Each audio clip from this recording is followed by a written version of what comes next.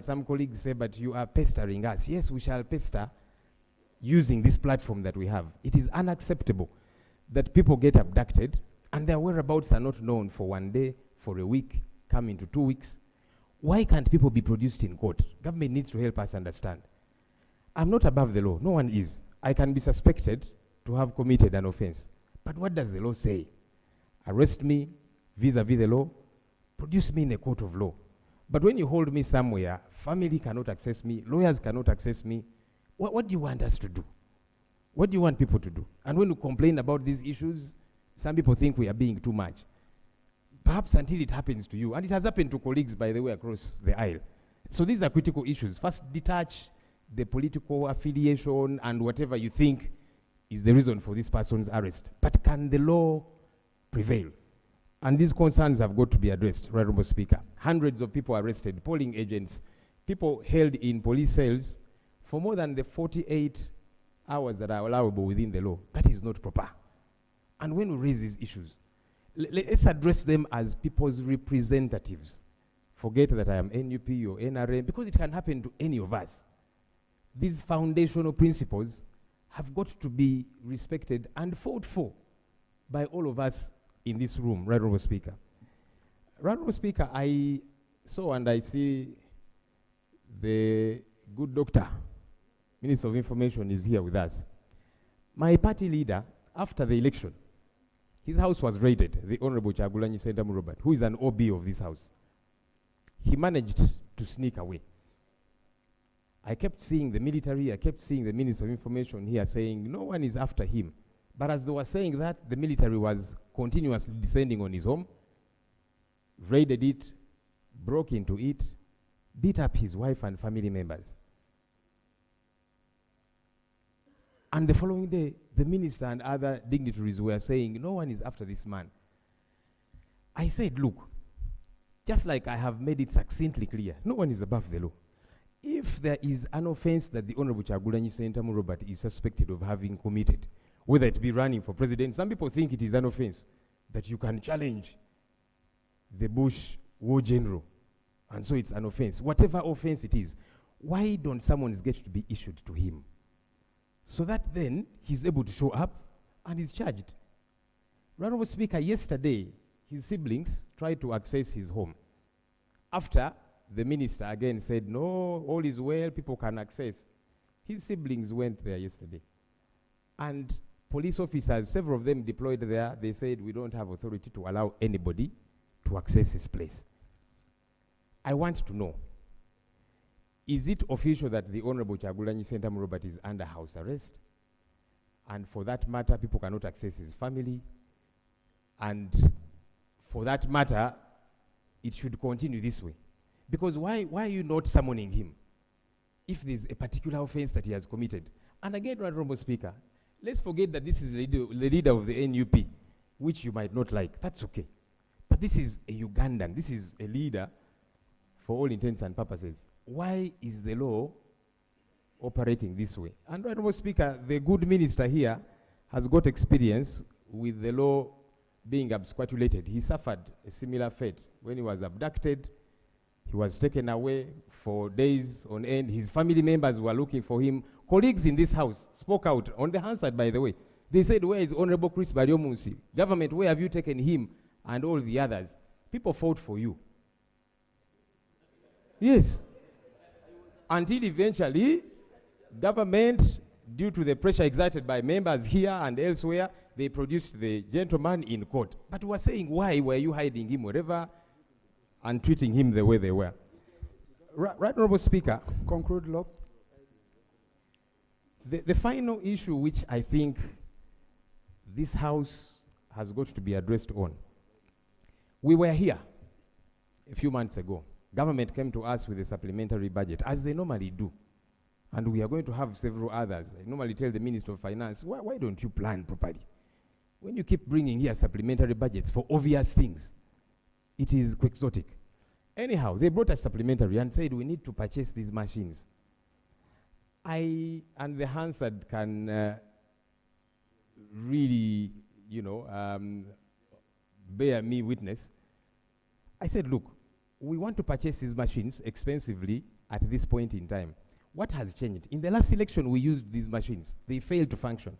The census came around. The machines failed to function. And now government was telling us, here is the panacea to vote rigging. And it was interesting that government was conceding that they preside over a government that allows vote rigging and all of these different things. And they said, now we have a solution so that votes will not be rigged by government officials, because government is the one in charge anyway.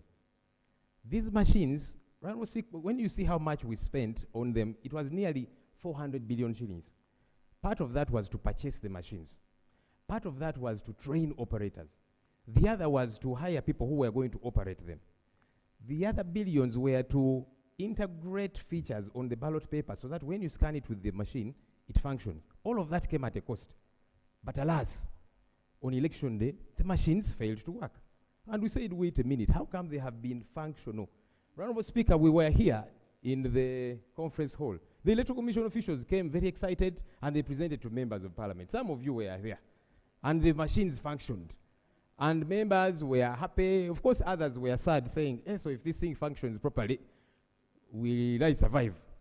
I saw those concerns from members. But we're saying technology is a good thing in this day and era. But we go to election day and the machines failed to operate. By 11, by midday, people were not voting. And the Electoral Commission issued a statement and said, okay, let's go back to the register. I said, what happened? We need an answer because we spent billions of taxpayers' money. Is it that fake machines were procured? That means somebody has got to be held responsible. Is it that good functional machines were procured? However, they were frustrated from working. We need to know. The interesting thing, Right Honourable Speaker, 2 days ago, we were voting for the last batch of local government leaders. I saw the machines were functional. So I asked, what miracle has happened? That the machines which failed to work at presidential and parliamentary, district chairpersons, lord mayors, and so on, now when we are doing the last leg, the final one, the machines functioned. Government needs to bring us up to speed. What happened? Because a loss was occasioned for the first elections. So all of a sudden they began to function. Was the problem fixed? Did we purchase new ones? Or did we say maybe for these particular elections, these last local government elections, there is no problem. The machines can work. There's not much interest. We want to know because I get the feeling that the machines were conveniently defective. Lope. As I wrap up, Right Honourable Speaker. And I thank you for being patient with me because these issues are critical, of concern not just to us here. Honourable Speaker, you're not seeing colleagues on this end. A number of them are happy I'm raising these issues. They fear to raise them, but they are happy I'm representing them now. Yes, because for you, are you not bothered that 400 billion shillings was misused? It went down the drain. Would that not build roads in your constituency? Fix hospitals? Because whenever, during the budget process, and you're going to see, members across will be standing up. My road, it has been on promise, it's been on waiting list for a long time. This money would fix those things. But now it went down the drain. Right, Honourable Speaker, we need answers to these questions. I thank you. Thank you. On BVVK, the Minister for Justice should come and bring a formal statement. Because, you know, some of these things raised are so critical, you don't need to just answer anyhow without very clear consultations. And I heard government was saying they are even doing, they were doing investigations. So I think that would give them, no, it is under Electoral Commission. So it's the Minister for Justice and Constitutional Affairs who is in charge of the Electoral Commission that should answer that one of the machines. Now, I'll first call on the Minister for Internal Affairs, then the Minister for Information and National Guidance. No, issues of accessibility of the home of the leader of opposition. All right, Honourable Prime Minister, you're welcome. Because they were saying they went, police was blocking them and all that. Is it Agwanya under house arrest and all that? Maybe the Minister for Internal Affairs can clarify on that. And then the Minister for Information, who was rescued by this house according to the leader of opposition sometime back, can come and thank us. Minister for Internal Affairs. You see, Honorable, no, you are telling me information. Now you've changed procedure. But I will allow you, Honorable. Just let me first allow the ministers, then I will allow you. Honorable Minister. Right Honorable Speaker, honorable members, I also want to congratulate all of you who made it through, including but not limited to the leader of opposition, who by his account, this was an unfair process, but nevertheless, he made it. He talked about many things, including that the home of the Honorable Kyagulanyi is a prison. But I want to say that, first of all, a prison presupposes that there are prisoners in a premise. That home is not a gazetted prison. The Honorable Kyagulanyi himself is not there. So I want to state categorically that that home is not a prison. There may be inconveniences, and security may have reasons for their presence there. I think those ones we can iron out, but the home of the Honorable Kyagulanyi is not a prison. 2, abductions. We don't abduct, we arrest. If you breach the law, you get arrested. And we can account for all those people under custody. They may delay to be produced, but we don't abduct as government. Thank you. Honorable Minister for information, and then you can come. Thank you very much, Right Honorable Speaker. I also take the opportunity to congratulate colleagues who went through and thank whoever participated. I think many of the issues to do with the arrests, the Minister of Internal Affairs has commented. But just to recap what I told the country as the Minister of Information, is that there are no charges being preferred against the Honorable Kyagulanyi, and the state is not looking for him. He's a free man. And that's the point I made. He chose on his own volition to go into hiding. The state is not interested in him, otherwise the state would pick him from wherever he is, because we know. We have technology to trace people, but because we are not interested in him, that's why I said he's free to be in his home. At the moment, he's not at the home, but he's free anytime and members of his family. There is a light deployment at his home, not to harass anybody,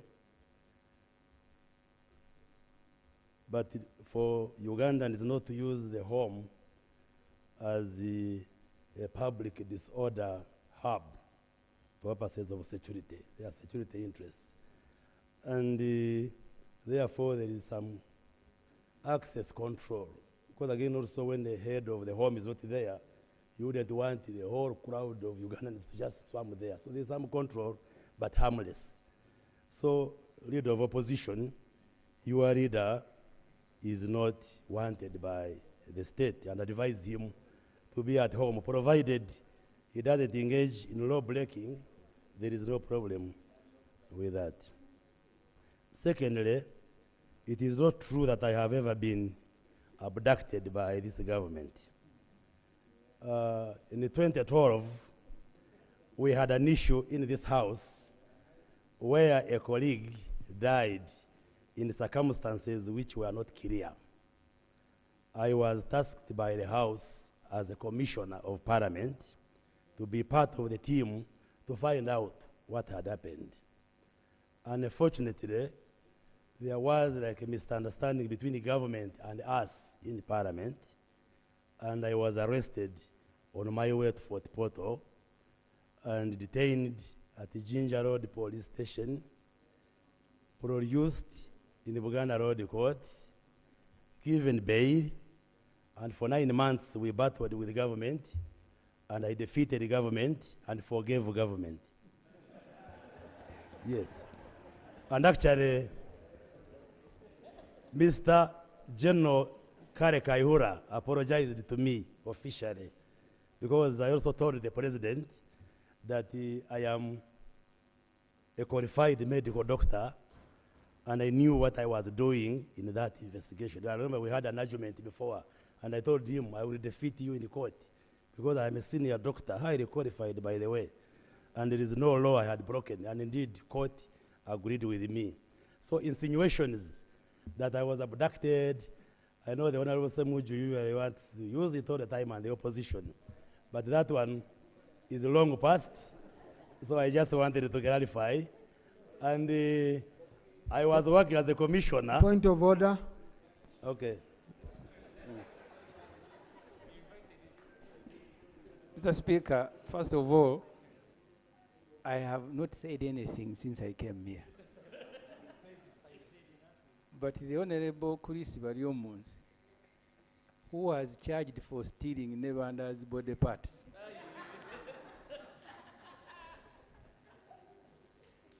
wants to draw me in an argument where I am not a party. I went to see him at Ginger Road Police, where they had denied him even sandals. And I followed this matter up to court, stood with him. Is he in order not to thank me, but to keep dragging me in a... to keep dragging me in his submission and create an impression that I have said something, yet I have said nothing. Is he in order? Honorable Semuju, when Honorable Chris was presenting, I saw you, on your face I saw signs which are not usual. You are not the usual you. So I think since he's a qualified doctor and highly qualified, he might have understood you better, that you're concerned or you are so. Huh? So, but at least you should thank Honorable Semuju for what he did. No, actually, Honorable Semuju is my did friend. he bring you sandals even though he just observed and went away? I want to thank the Honorable Semuju because actually he came and many colleagues came to visit me, but he came empty-handed. He came empty-handed. But I appreciate he was concerned, but he even wrote a story in Observer which misquoted what he claims I have said, but that's for another day. But I want to thank him and the other colleagues. And I remember the Honorable Amuriat and the Honorable Nabu Kenya and the Honorable David Bahat stood surety for me in court. So it's true, there was support in the parliament during that time because we were fighting for the welfare of a colleague who had died in circumstances which were not clear. And I've always said, if it happened again, I would still do the same that I did then, to fight for the rights of somebody, especially who can't speak for himself or speak for herself in those circumstances. So I have no regrets for what I did on behalf of Parliament then as a parliamentary commissioner. So you should never use it to blackmail me or to think that I will feel shy because of the role that I played as a commissioner in this house. But I also want to put on record that the charges were not about stealing body parts. No. No, it was not about stealing body parts. That will be for another day. Now, you, Right Honorable Speaker, my plea to the honorable members and all of us as leaders, and that's the point I have been making in the media, that we are done with elections. Presidential, parliamentary, local government at LC5, municipal councils, waiting now for the LC3 and town councils to complete this process. Whoever is aggrieved with the results, there is a channel for court to petition so that if you adduce evidence to the courts, then the courts can listen to you. But inciting the public for people to go into riots and violence, I think is not helpful for both of us in the government, even for you in opposition, because we want a stable Uganda.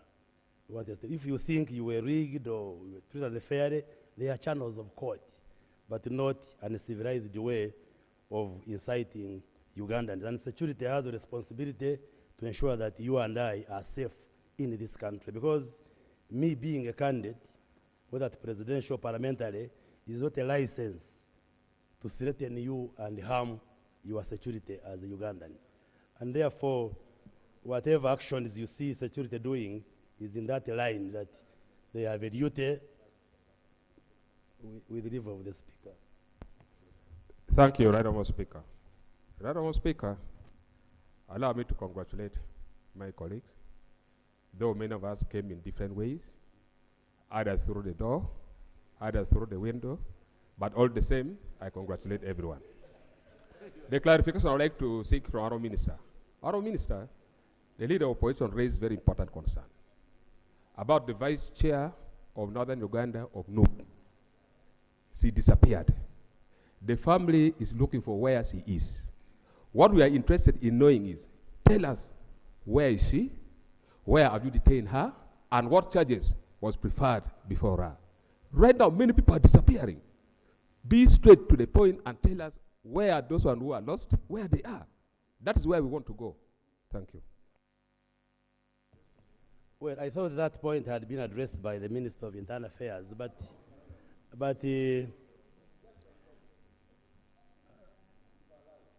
okay. Colleagues, once it clocks 3 p.m., we are going back on the order paper. So, Minister, conclude. Okay. I think police and security agencies are doing their work. If there are people who are breaching the law, police and other agencies are mandated by law to take action. What we have guided security is that if they arrest somebody, he or she should be arrested roughly and taken to gazetted centers and processed in accordance with the law. Now, cases of those you are saying have been abducted, I cannot confirm here that someone has been abducted, because there is a law on missing persons. If your dear one goes missing for a number of days, the law requires you to report to police that my person is missing, and then the law commands police now to assist you in search of such a person. But the information I have, that those who are being arrested are being processed for court, and then they are charged and handled accordingly. We do not condone abducting or arresting people and keeping them in areas which are not known. That is not the position of government. But the Minister of Information, rather of Security, Internal Affairs, maybe later, can give us information regarding those cases you are reporting. Lastly, Right Honourable Speaker, you have guided on the biometric voter verification kits. I chaired a committee of cabinet that prepared that intervention of using the technology. And indeed, it is the government which initiated it, and the purpose was to ensure one person, one vote. Just supplement the efforts of voter verification. Unfortunately, on the day of voting, we got a report that there were technical hitches. I was given a report on phone as the Minister of ICT, but an agreement was made with the Electoral Commission that voting goes on using the manual register. And the failure for the machines to work on that day did not in any way injure the integrity of the exercise. Yes, but eventually the technical hitches, there were software-related technical hitches, but I think a report will come. The voting still went on, because in any case, candidates are supposed to have strong agents to ensure that they oversee whatever happens, and I think the exercise went on well. But eventually the technical hitches were sorted, and in the subsequent elections for local governments, the machines are being used very effectively. But the Minister for Justice can come and give us a substantive report. But it was the intention of government, so it cannot be the same government to have changed the mind that we don't use them. Because it wasn't an idea from the opposition. It was President Museveni himself. So I just want to assure you that it didn't injure the integrity of the elections, and going forward, the machines shall be used for any other subsequent elections. I thank you very much. Thank you. Lop, 1 minute. Just 1 minute. Then Minister for Finance. Right, Honourable Speaker. Procedure. The procedure matter first.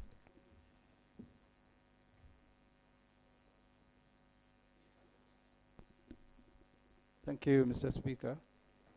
I had thought I would raise it after the leader of opposition, but I thank you. When you are communicating, you informed the House about colleagues who had lost parents. I had thought, Mr. Speaker, that you are going to inform Parliament about the Honorable Mwanga Chivumbi, who was arrested. Has he died? Who was arrested. No, because Honorable Semiji just wait, because I informed colleagues about members who had lost their loved ones. So I talked about the dead. So I just want. Mr. Speaker, it's a tradition in this Parliament. In fact, in the past, even birth will be announced. When we have a colleague arrested, in the past, we have been briefed, and the Parliament has offered to help. So I had thought, Mr. Speaker, and I'm not blaming you, that you will inform us about the Honorable Mwanga Chivumbi. We keep reading reports that 10 people were killed in his house. But since that matter is before court, I thought as a colleague you will need to know and demand from government an explanation regarding his circumstances, especially the ones that don't offend the law regarding people who are suspect. So that's a procedural issue, Mr. Speaker, I am raising. Thank you. You had scared me, Honorable Semuju. Usually how we handle these matters, we have the CID officer attached to Parliament. He gives us a report as a leadership, and then from that report, we are able to follow up on such a matter. So I'm going to ask the CID officer who will share with us a report through the clerk, and we shall offer any assistance within our means as the leadership of the House, like we do for other colleagues. Yes, Honorable, allow 1 minute. Honourable Speaker, I think it's because the modus operandi really is that for any colleague here to be arrested, someone's go through your office. But of course what we saw with the Honourable Mwanga Chivumbi is that his home was raided by the military. Thankfully, and imagine I'm saying thankfully, for him he was not disappeared away. He was taken to police and then court. Never mind that the raid was outside of the law really.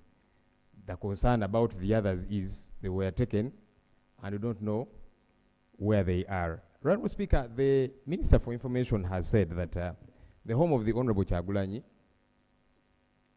is suspected to be used as a public disorder hub. Those are the words that he used. And therefore there is access control. I think you should not operate in the dark.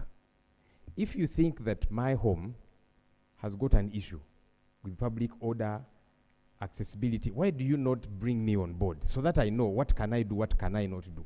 Because now you know, but the family doesn't know. So when they come, they are banging doors, the wife refuses to open. She's thinking, are these coming in good faith or not? Eventually they break and beat her up. But when you inform the family that now these are the standard operating procedures, no one is supposed to visit you. No one is supposed to bring food for you. Then we know, and we also get to see what can we challenge. But now you know. The family does not know. Yesterday his siblings went to see him, to see the family. They were denied access. So can we know, Honourable Minister, it's not enough for you to say we have put in place access controls. To what effect? Because when I know, then tomorrow if I flout what you have laid down, if it is legal, I can be held liable. Thank you. Finally, Right Honourable Speaker, again, this talk of there are people inciting violence and that's why the state is operating that way. Incitement of violence is an offense in this country. Why don't you charge them? If you think the Honorable Chagulanyi has incited violence, issue him with summons. That's what I've been saying. But for you to say he's inciting violence, that's why we shall raid his home, break things, beat up his wife, you're operating outside the law.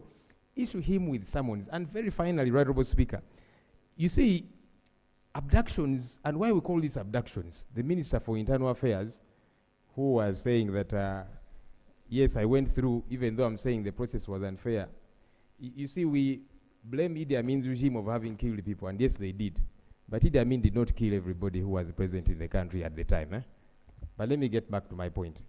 The reason we are calling these abductions is because how can 7 days later, 2 weeks later, families don't know where they are?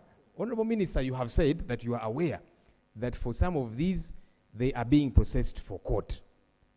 Tell me, you quote for me a law which says you can hold somebody for 7 days, for 2 weeks. The family doesn't know.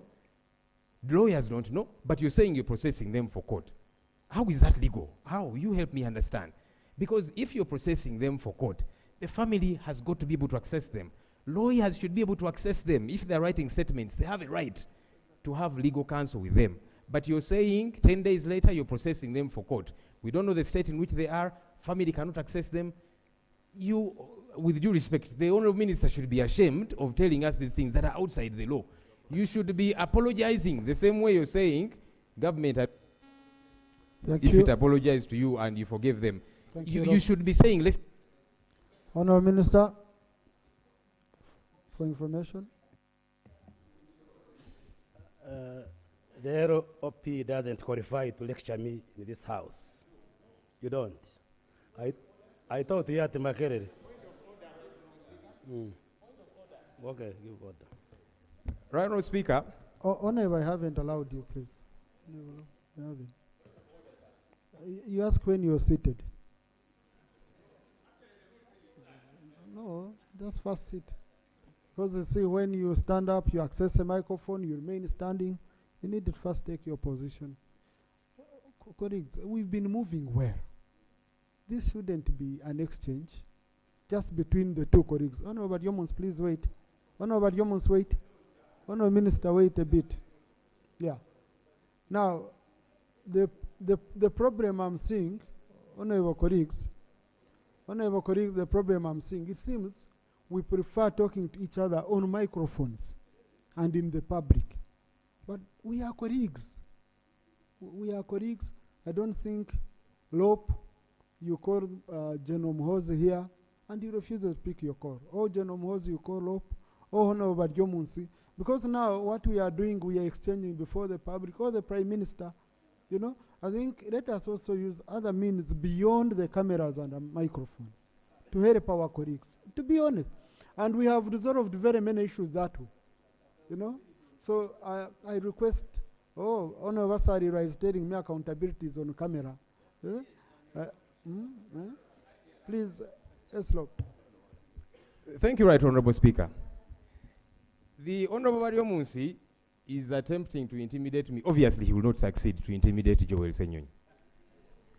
When he says that I am in no place to lecture him, but who have I lectured here? I am raising critical issues of concern to all of us, matters of law. So how do you say that I'm now standing up to lecture you? I'm quoting for you the law. And that is the critical concern. Why do you not address, I don't know if it's in order to try and address my person. I'm not attacking you. If it were him as Minister of Information, I would still raise the issues of concern to him. Why do you not raise these issues of concern when we say, no, these are not arrests? Thank you. Can I be allowed to finish the point of order, sir? I was processing the point of order. Honorable colleagues, please. No, please. It's important I raise... Conclude. Because I don't want him to again make it seem like it's a personal issue. No, it is a matter of law. And why we are concerned, when people are abducted and for days on end we don't see them, they might end up becoming like John Bosco Chibalama, whom the Prime Minister said he was arrested Up to now, she has never accounted for him. 6 years later. That's why we are concerned. I don't Thank want you. the same thing that happened to Chibarama to happen to Lina Zedriga. Thank you. Thank you. Now, no, Honorable Yomus, I have to rule. There is a point of order against you. Yes. So, honorable colleagues, now, Honorable Senyonyi made my work even more difficult in terms of ruling, because he said that he cannot be intimidated. So since Honorable Yomus cannot intimidate you, let us ignore it. We take it as a passing, you know. Okay? Yeah. So Honorable Yomus, please. Thank you very much, Right Honorable Speaker. I think what I said, and the LP should listen, I said there are arrests being made and are being processed in accordance with the law so that the suspects appear in court. That's what I said. Secondly, I said the government of Uganda does not abduct. But if your dear one goes missing, there is a law which guides you on how you can report police, and the police can assist you to look for that person. I am alive to the law in this country as a member of parliament. So if you are saying there is an abduction, it is your word against us. We are not aware of an abduction. But if your person has gone missing, report police. Then the police can help you to look for the person. Thank you, Honorable Minister. Otherwise, those who are being arrested are taken to court, charged, and processed accordingly. Thank you. Thank you very much. Honorable Minister for Finance.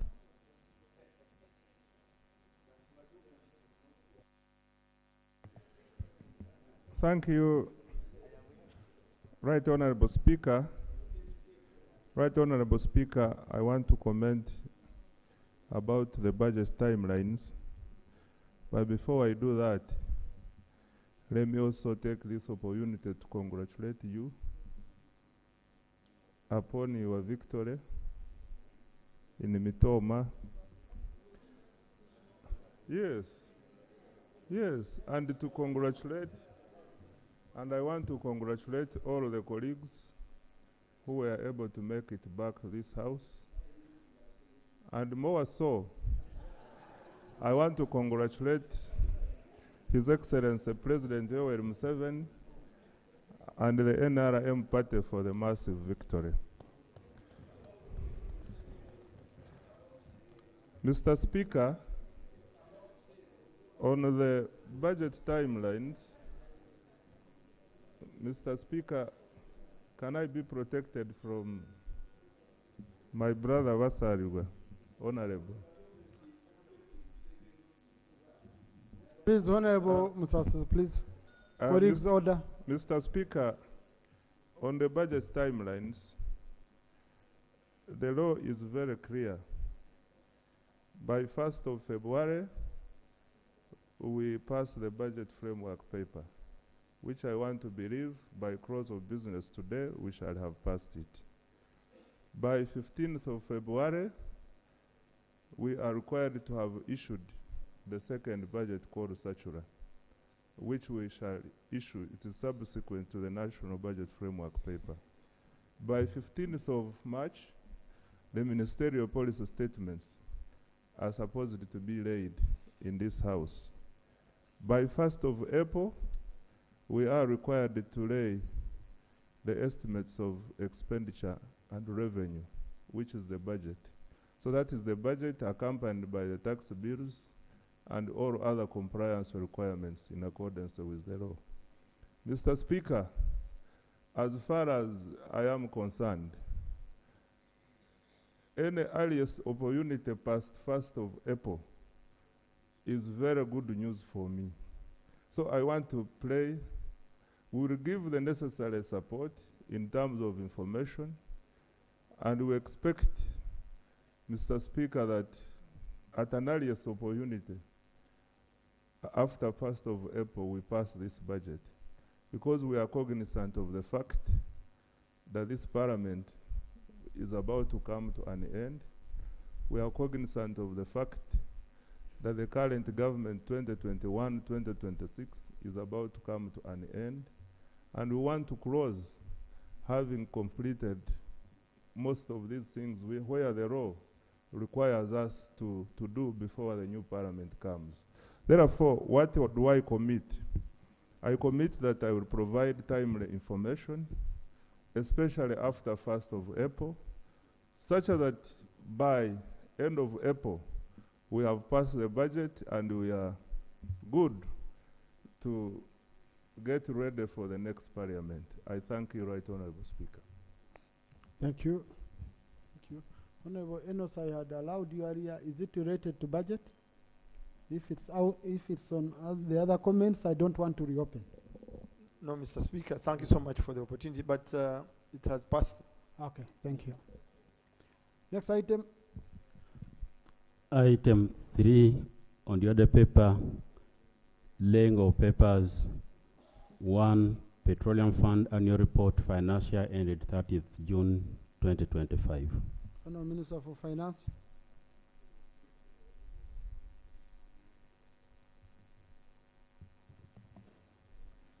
Right Honorable Speaker, I beg to lay on table the Petroleum Fund Annual Report for financial year ended 30th June 2025. I beg to lay, Right Honorable Speaker. Thank you. Honorable colleagues, when I was preparing, I cross-checked if I follow Rule 179, which implements Section 17 of the PFMA, then I would be referring this report to the Budget Committee. But then the report has issues which are beyond expenditure. There are issues of a policy nature and all that. So I want to use my authority to refer it to the Committee on Finance, not to the Committee on Budget, so that it can be extensively looked into beyond budget issues, and also so that the issues raised can be followed up by the Sectoral Committee of Finance, since it's a supervisory committee. And also, Clerk, this issue, the Rules Committee should look at it. Rule 179, in line with Section 17 of the PFMA, we need to see how best to harmonize so that petroleum fund reports can be referred to the Committee on Finance. So I refer the report to the Committee on Finance, Planning and Economic Development. Item 3.2, Education Service Commission Annual Performance Report, financial 2024-2025. Honourable Minister for Education. Thank you very much, Right Honourable Speaker. Let me also take the opportunity to congratulate you and all colleagues. Above all, let me congratulate the President for winning this year's election. I beg to lay on table the annual performance report for Education Service Commission, financial ended 2025. I beg to lay. Thank you, Honourable Minister. The report is referred to the Committee on Education and Sports. Item 3.3, agreement between the Arab Republic of Egypt and the Government of the Republic of Uganda on the reciprocal abolition of visa requirements for holders of diplomatic, official, service, and special passports. Honourable Minister.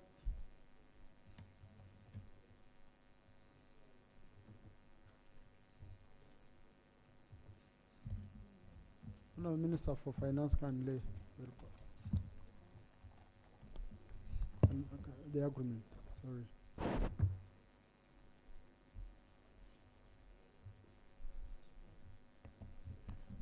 Right Honorable Speaker, I beg to lay on the table the agreement between the Arab Republic of Egypt and the Government of the Republic of Uganda on the reciprocal abolition of visa requirements for holders of diplomatic, official stroke service, and special passports. I beg to lay. Thank you, Honourable colleagues. You should interest yourselves in this. Now you can go to Egypt, visa-free. But Honourable Ministers, you go back to the Minister of Foreign Affairs tell them we negotiate for all passport holders. This is Africa. We are traveling in Africa. Exempting us while we don't help those who are doing business and bringing money to this economy is not helpful. So this is for information purposes. Let it be deposited in the library so that it can be accessed by members. Annual report of the Auditor General to Parliament for the audit year ended 31st December 2025. Commissioner.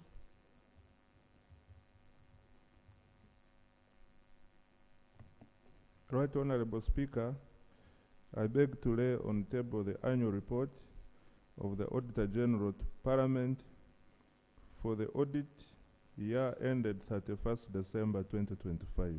I beg to lay. Thank you. The report is referred to the Committee on Public Accounts, Central, for processing. Annual performance report of the Auditor General 2025. Honorable. Mr. Speaker, I beg to lay on table the annual performance report of the Office of the Auditor General for the year ended December 2025. I beg to lay. Thank you. It's referred to the relevant committees because we have several accountability committees which should be processing it from PAC, COSASE, and all that. Thank you. Next item. Item 4 on the order paper, motion for adoption of the National Budget Framework Paper for financial year 2026-27 to financial year 2030-31. Honourable Minister for Finance.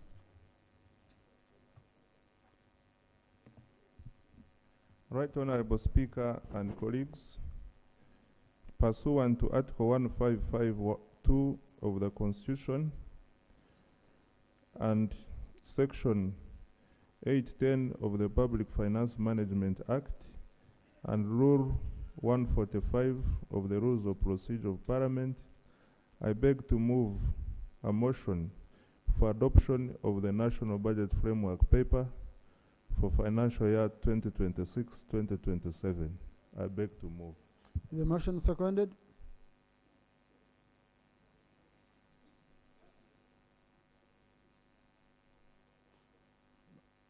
By Prime Minister, Minister for Veteran Affairs, Minister for Agriculture, Animal Industry, Minister for Internal Affairs, Minister for Royal Triangle, Chair of Finance Committee, Chair Budget, Honorable Mara, Honorable Masaba, Honorable Kamara, Honorable colleagues, majority of the members of the House.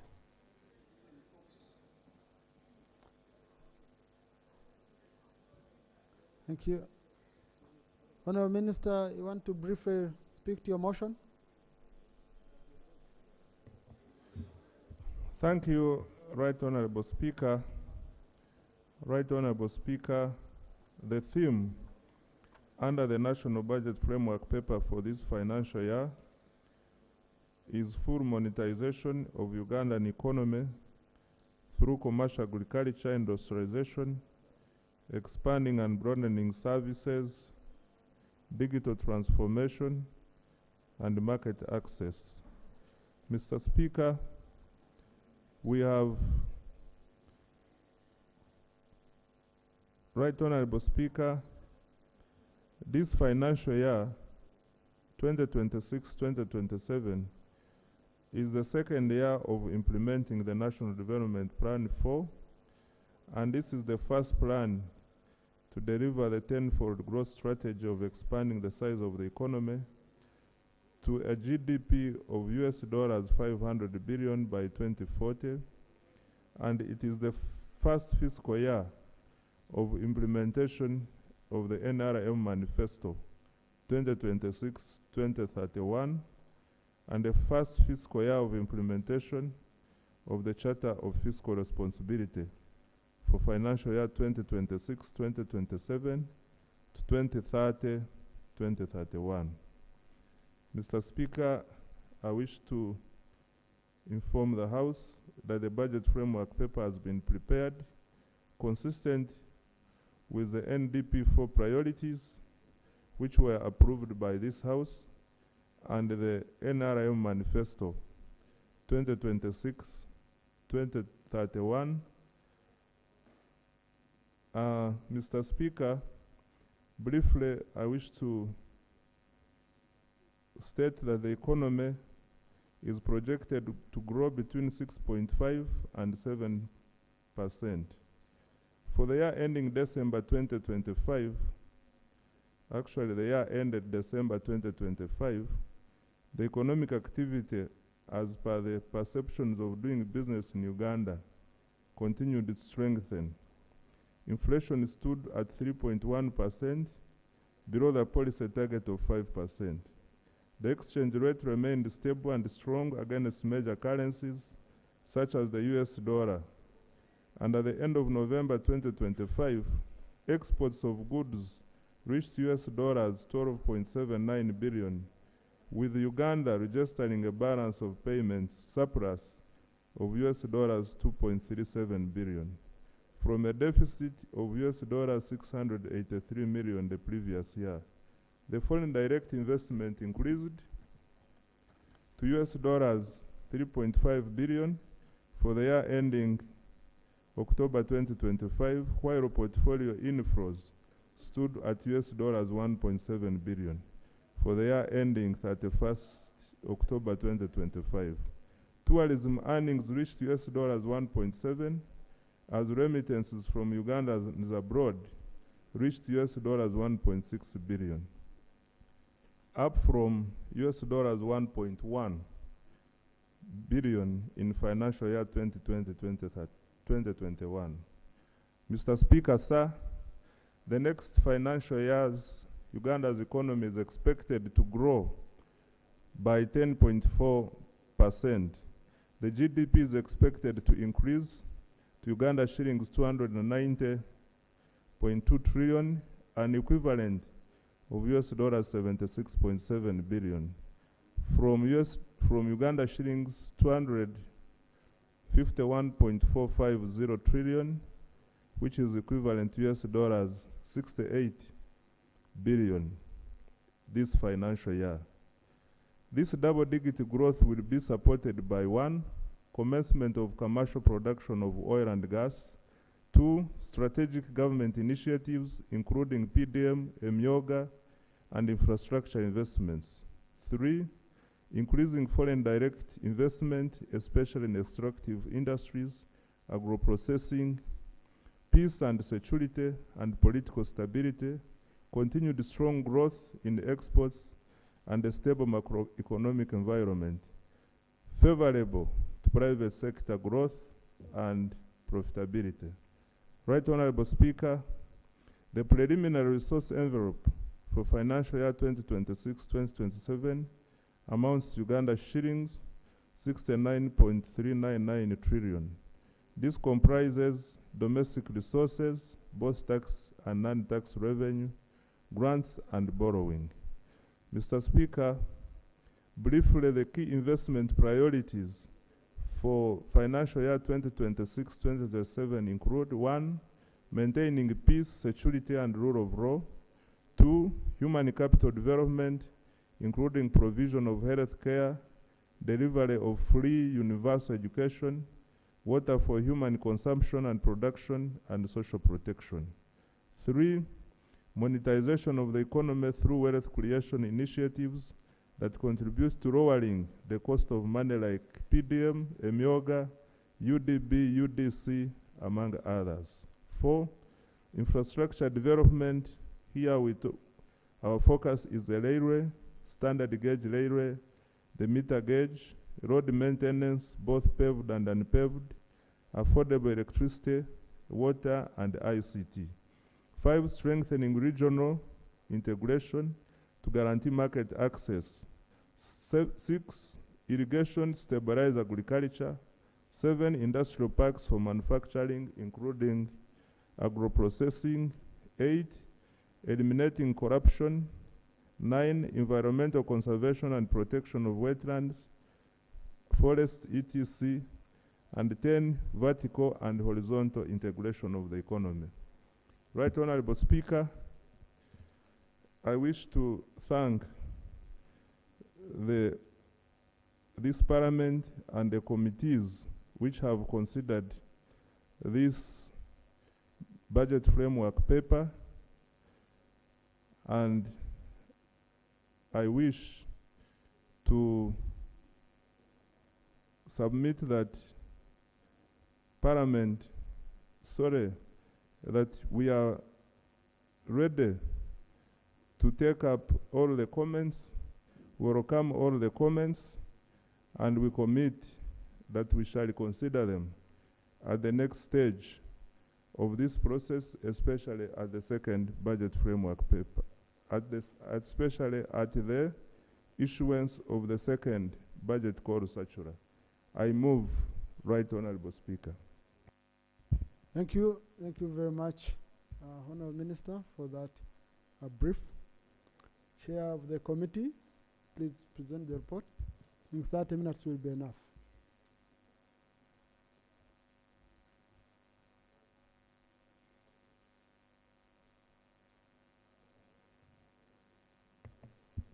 Thank you, Mr. Speaker and honorable members.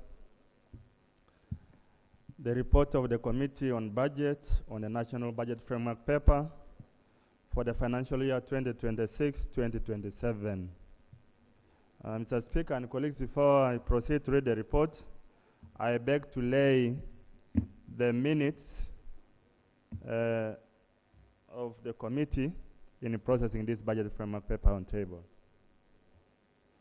Mr. Speaker, also accompanying this report is a minority report prepared by the Honorable Semunju Ibrahim, Member of Parliament for Kira Municipality. Accompanying this report also are annexes that I will also lay on the table. And the report, copy of the report. Mr. Speaker, since you have given me 30 minutes, I'll take the discretion to be brief in certain areas, but highlight some of the important aspects of this budget framework paper.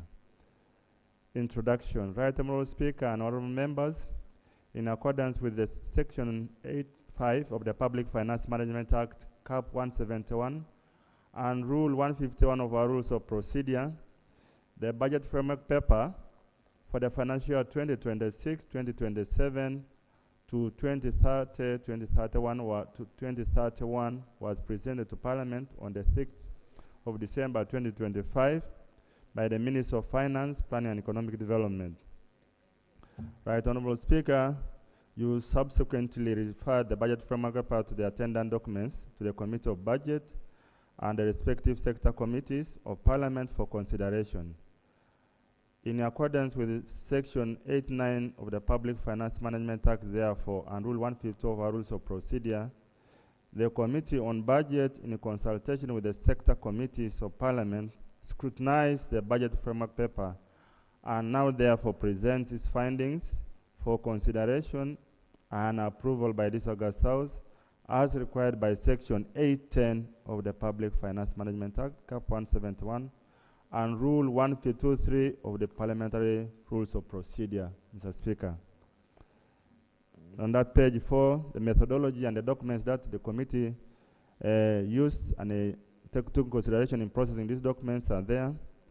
The stakeholders consulted, largely the Ministry of Finance, the Planning Authority, and the relevant MDAs. Mr. Speaker and colleagues, this budget framework paper report is divided into two parts. Part 1 considers the legal compliance of the budget framework paper, the economic and budget performance, preliminary resource and expenditure framework for the financial year 2026-27, and the strategic policy direction for this budget framework paper. And part 2 is a report on the sectoral committee vote by vote, considering the observations and recommendations of both sector committees, as well as the committees and comments and harmonization by the Committee of Budget. Part 2, legal compliance. Right, Honorable Speaker and honorable members, the committee undertook an assessment of the compliance of the budget framework against a number of legal provisions, as highlighted below. Compliance with Section 83 of the Public Finance Management Act, Cap 171. The Section 83 requires the Minister of Finance and Economic Development to prepare a budget that is consistent with the National Development Plan 4 and the Charter for Fiscal Responsibility. The committee observations are that the strategic policy direction of the budget framework paper is consistent. This BFP is consistent with the NDP 4 strategic direction. The budget framework paper strategic policy direction is focused on 4 priority growth drivers. That's agro-industrialization, tourism, mineral-based industrialization development, science, technology, and innovation. 2, the BFP's economic growth projections, as mentioned by the Minister here, is projected to be 10.4%, therefore going forward. 3, the BFP program budget allocations are as highlighted, but fall far below the corresponding NDP4 budget allocations, with notable shortfalls in the key areas of agro-industrialization, human capital development, governance and security, energy and innovation. While private sector development, sustainable urbanization and housing, regional balance development and administration of justice have indicative allocations above the NDP4 targets, most of those items have fallen short in terms of the allocations indicated in NDP4. In addition, the program expenditure prioritization or budget allocative efficiency of the budget framework paper is not fully consistent with the NDP4. The NDP4 envisaged higher budget allocation ratios for the agro-industrialization program, human capital development, and development plan implementation programs, respectively. And as highlighted in Table 1, the consistency of the budget framework paper with the Charter of Fiscal Responsibility is currently not possible because the current Charter of Fiscal Responsibility expires in June 2026. We therefore wait for the new Charter from Parliament, hopefully to be presented into Parliament not later than 3 months after its first sitting of the next Parliament. It is important to note that the government has encountered consistent challenges in meeting the fiscal rules or benchmarks it has been setting in the past charters. We implore government, therefore, that for the fiscal deficit to GDP that they are going to set in the coming budget be consistent with the projections in the Charter of Fiscal Responsibility. Our committee recommends, therefore, that enhanced revenue mobilization efforts to effectively implement the NDP4 interventions and ensure allocative efficiency, consistency of the budget framework paper and the NDP4. 2, ensure the new charter that is being developed is based on realistic benchmarks that right now continue to that will ensure fiscal sustainability and promote economic growth. 2.2, compliance with Section 84 of the Public Finance Management Act. Section 4 requires the Minister of Finance and Plan Economic Development to prepare a budget framework paper in a format as prescribed in Schedule 3 of the Public Finance Management Act. Mr. Speaker and colleagues, the committee observations on this matter is that the BFP largely conforms the requirements of Schedule 3 of the Public Finance Management Act. However, the alternate fiscal framework on the fiscal risks is not provided. And this has been a perennial problem on the floor of Parliament over the last few years. The flow of government investment in the financial year is not provided either. The rate of employment and unemployment for the financial year 26-27 and the medium term is also not provided. In addition, it is important to note that the aforementioned BFP information has consistently not been provided in the past to Parliament. The committee recommends that the BFP should be amended to include all the requirements as per Schedule 3. Compliance with Section 85 of the Public Finance Management Act. Procedure. Mr. Speaker, the minister who has moved the motion asking Parliament to approve it has for the last 15 minutes been involved in a deep discussion with the head of government business. Yet the matters being raised in the report will need his response. Is he in order, Mr. Speaker? Is he procedure right to move Parliament to consider a very serious matter? And as Parliament is processing, is in a deep discussion, laughing widely with the Prime Minister. Is he procedure right to do that, Mr. Speaker? Thank you. Now, this worries me because the Minister for Finance is busy concentrating somewhere with the Prime Minister. Listen, the Shadow Minister for Finance is also busy concentrating on the Minister of Finance and what he's doing. None of them is focusing on what is on the floor. So now, the two of you, I request you we concentrate on what's going on the floor. Honorable Semuju, stop concentrating on Honorable Msasizi. Honorable Msasizi, stop concentrating on the Prime Minister.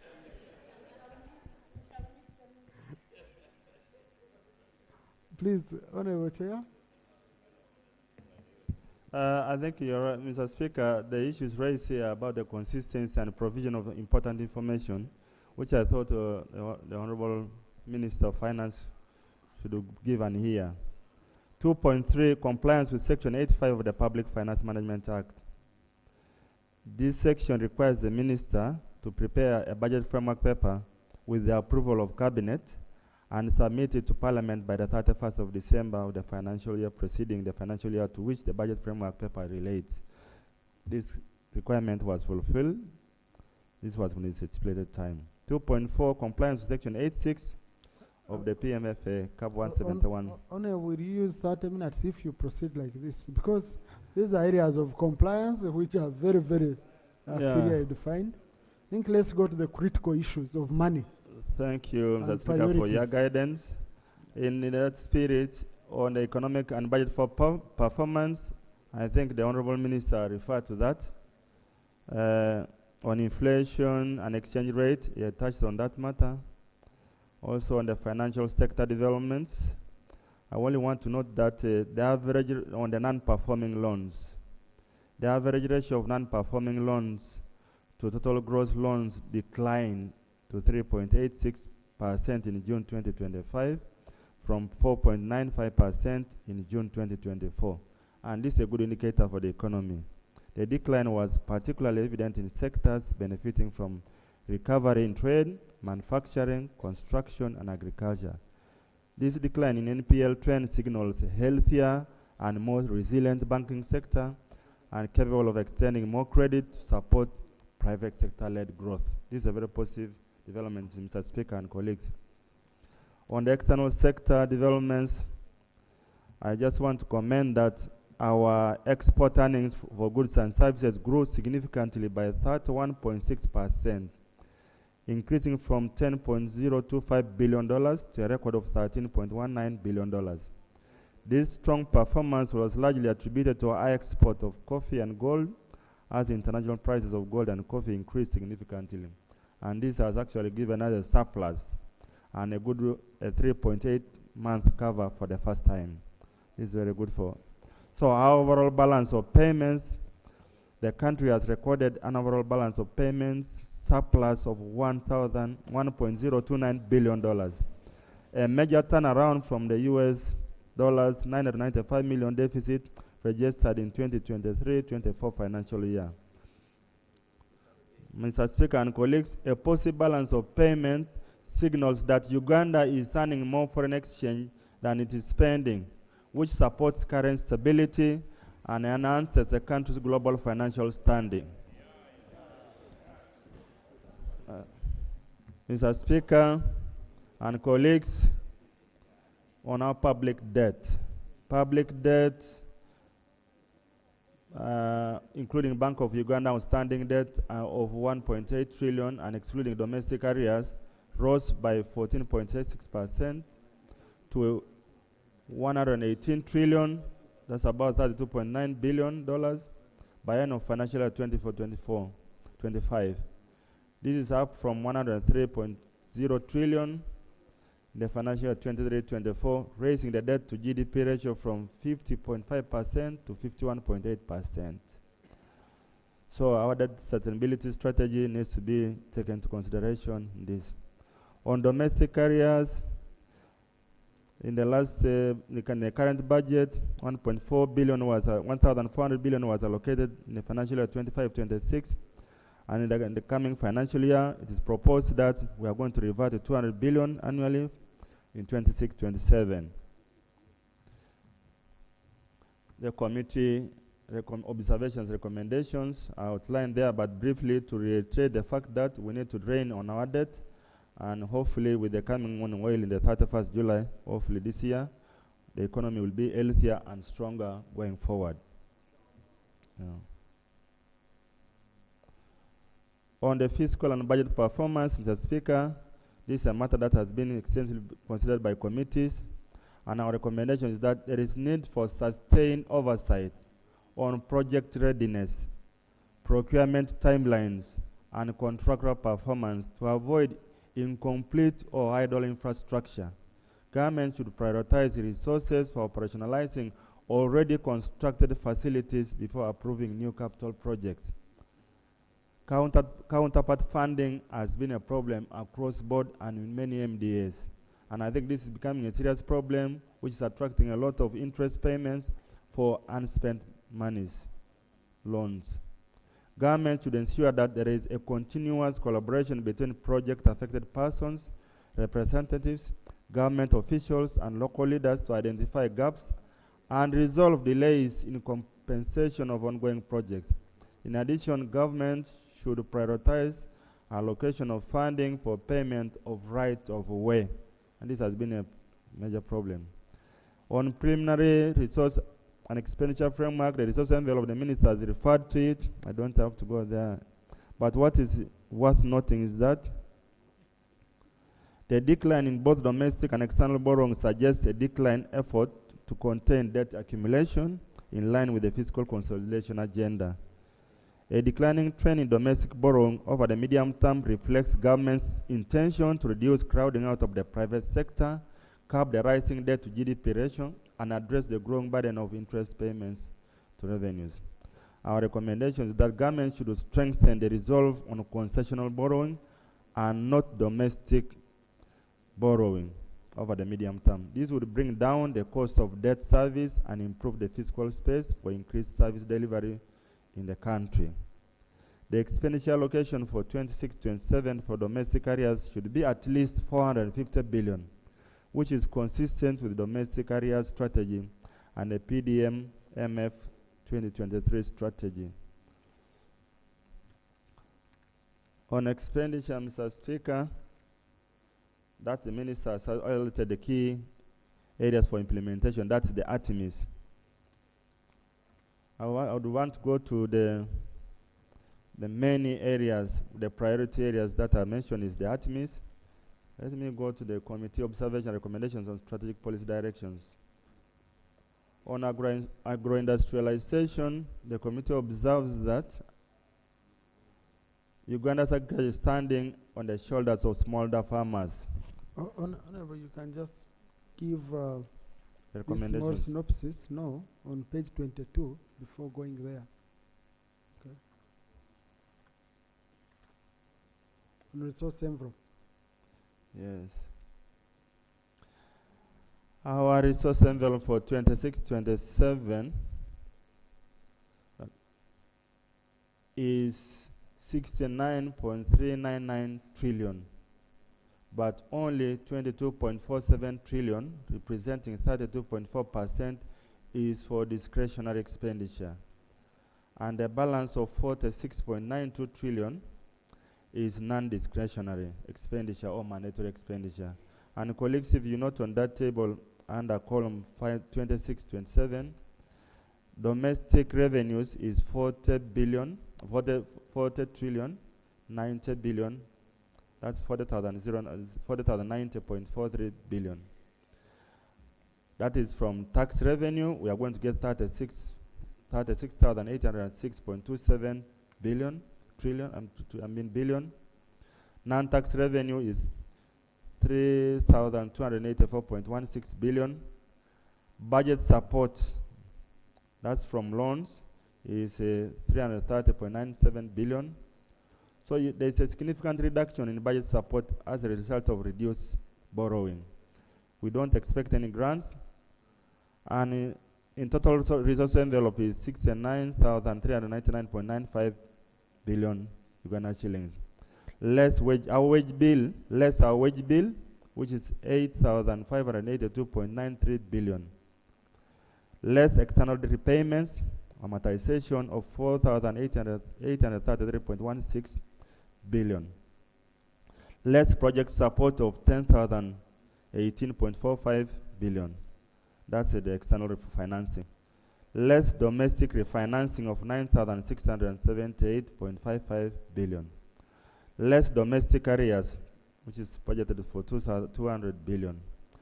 Less appropriation in aid, that's the money we return to local governments, of 328.67 billion. Less interest payments, which are mandatory, of 12,734.64 billion. And less domestic debt repayments of 547 billion. So the discretionary envelope available to us is 22,476.56 billion. And that's what we can spend on our subsector, on our discretionarily. Mr. Speaker, I beg to proceed so that I can go to part 2. On 5.4, on the strategic direction of this budget.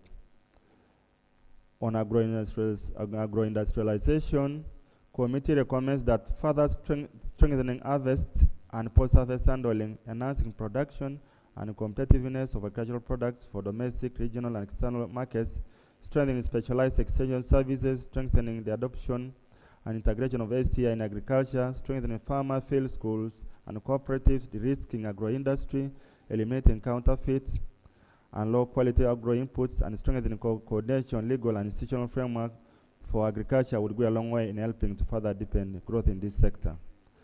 There are observations on the extractive industry. Mr. Members, I beg you that you read them.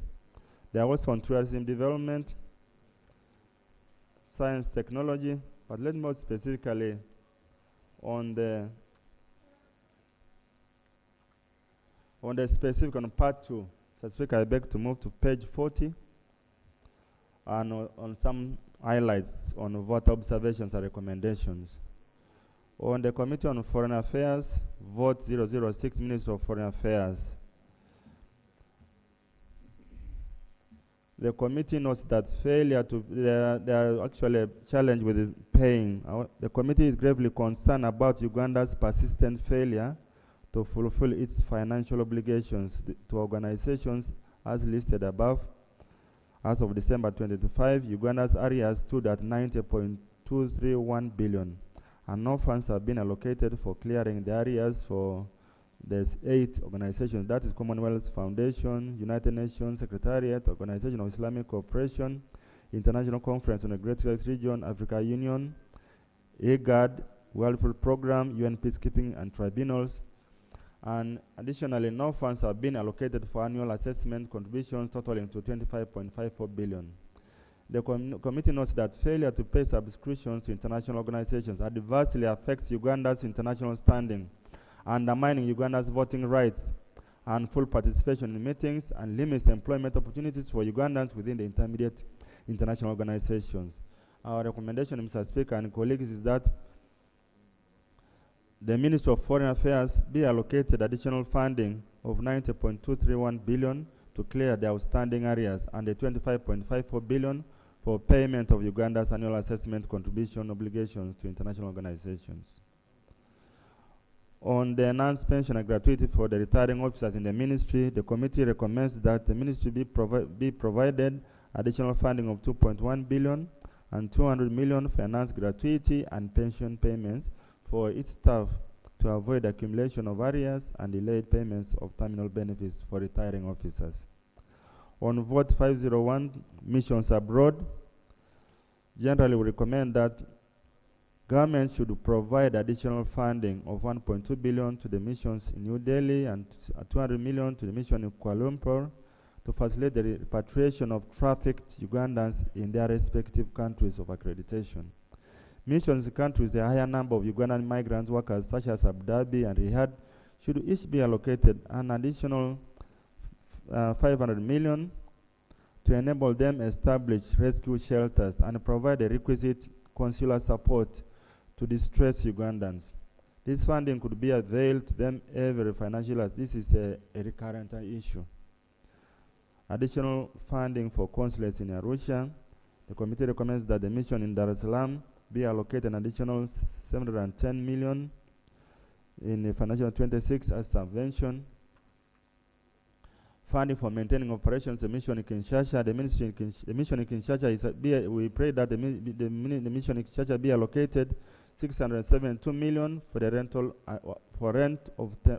of temporary offices with adequate space to accommodate all staff in one allocation, since our embassy was burnt down during the riots. On Committee on Gender, Labor and Social Development, vote 124, Equal Opportunities Commission. The renovation of the dilapidated Equal Opportunities headquarters. The committee recommends that the Ministry of Finance provides funds of 1 billion to enable the committee renovate the building at Bugolobi, as this would enable the staff to relocate from the expensive rental offices at Kingdom Kampala and save money which would be used for other critical activities. Right now, they spend up to a tune of 4 billion in rent in Kingdom House. Committee on East African Community Affairs, Mr. Speaker and colleagues, vote 021, Minister of East African Community Affairs. They have a wage gap. The committee recommends that a wage gap of 165 million be provided to the budget for the ministry. Participation in regional and international agreements. The committee noted that the Minister of East African Community Affairs is required to participate on a number of occasions in different negotiations, but has failed to participate in key regional meetings due to lack of funding. Attending of regional meetings, participation in bilateral engagements, trade negotiations is a key part of their mandate. The committee noted that MECA requires 3.6 billion, which has not been availed.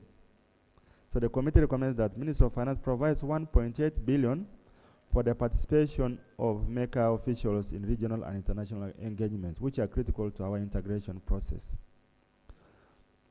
On visibility and communication of MECA, the committee recommends that the ministry be provided 1.2 billion to create awareness on the importance of EAC integration.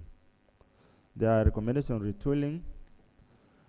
On the Committee on Finance, Plan and Economic Development, vote 108, National Planning Authority. There is a local government development plans.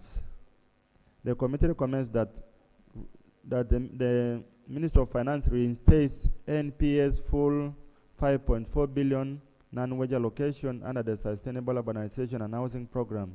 This will ensure that local government development plans are developed to avert delays in infrastructure coordination and compliance with the Fiscal Planning Act. Vote 141, Uganda Revenue Authority, Domestic Revenue Mobilization Initiatives. The committee recommends that URA needs 40.78 billion in order to undertake the above domestic revenue mobilization, and this resource could be provided so that they can achieve the targets that they are expecting to bring in. On vote 131, Office of the Auditor General. The Auditor General noted that their scope of audit has expanded, and the committee noted that over time the scope of audits have expanded due to the growing number of administrative units, emerging areas such as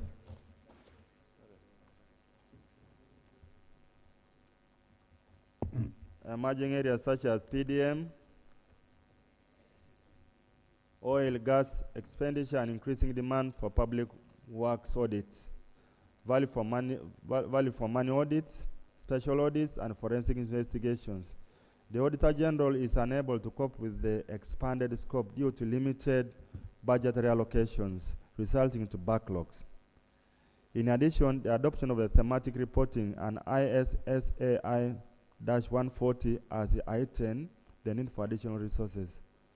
The committee recommends that Uganda shillings 12.053 billion be provided to the OAG to enable it to execute its expanded mandate.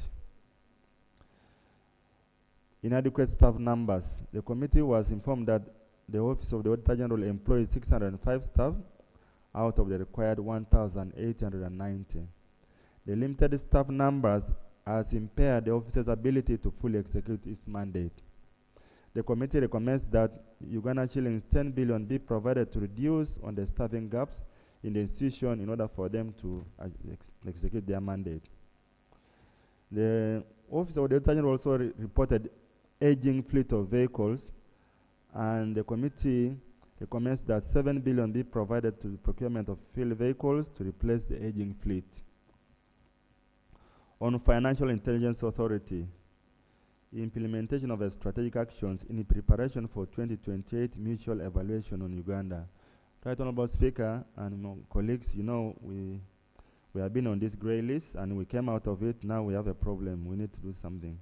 The committee was informed that the Financial Intelligence Authority plans to implement strategic actions in preparation for 2028 mutual evaluation on Uganda. This is critical to permit adequate preparation towards the realization of post-mutual evaluation results to deter FATF listing Uganda again in the bad list. The specific target actions relating to the regulatory and legal requirements, self-assessments, on-site activities, and face-to-face meetings will require Uganda shillings 4.5 billion. The committee recommends that FIA be provided the money worth 4.5 billion to undertake the necessary actions in preparation for the 2028 meeting in order to keep Uganda off the FATF grey list. Committee on Fiscal Infrastructure, Right Honorable Speaker and colleagues, vote 016. Ministry of Works and Transport, the reduction National Roads budget. The committee noted that the National Roads and Construction Department budget is projected to reduce by 12%, that is by about 301 billion, from 2,502.7 billion to 2,201.7 billion in the coming budget.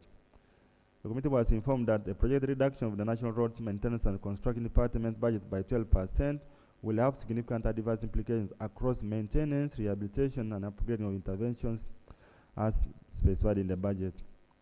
There is also further deferment of periodic maintenance and expansion of backlogs. There is slackened implementation of ongoing rehabilitation projects. There is scaling back of planned rehabilitation and upgrading of some works. These are challenges. There is shift from preventive to reactive maintenance regimes. There is increased contractual and financial exposure. There is deterioration of road safety. In conclusion, Mr. Speaker and colleagues, the committee further recommends that reinstatement of the national roads budget by 301 billion towards national roads is needed in order to mitigate the resultant factors that are costlier in the long run as listed above. On road safety, the committee notes that the government has put in place a comprehensive action plan geared towards road safety improvement in the country, although enforcement is lacking. Hence, the recommendation that government prioritize enforcement as outlined in its national road safety plan, as it will go a long way in reducing road fatalities and other relevant factors, apart from collecting more revenue from errant persons. Government should also gradually increase allocations towards road safety interventions. 3, government should also allocate 1.7 billion for recruitment of staff to under MVIS, motor vehicle inspection. The delayed upgrade of Sinjiro Mutukula Road. The committee therefore recommend that there is that concern. The Isinjiro Mutukula Road corridor is one of among many other roads. 135 kilometers from Rakai through Isinjiro district, Mutukula, and crossing into Tanzania.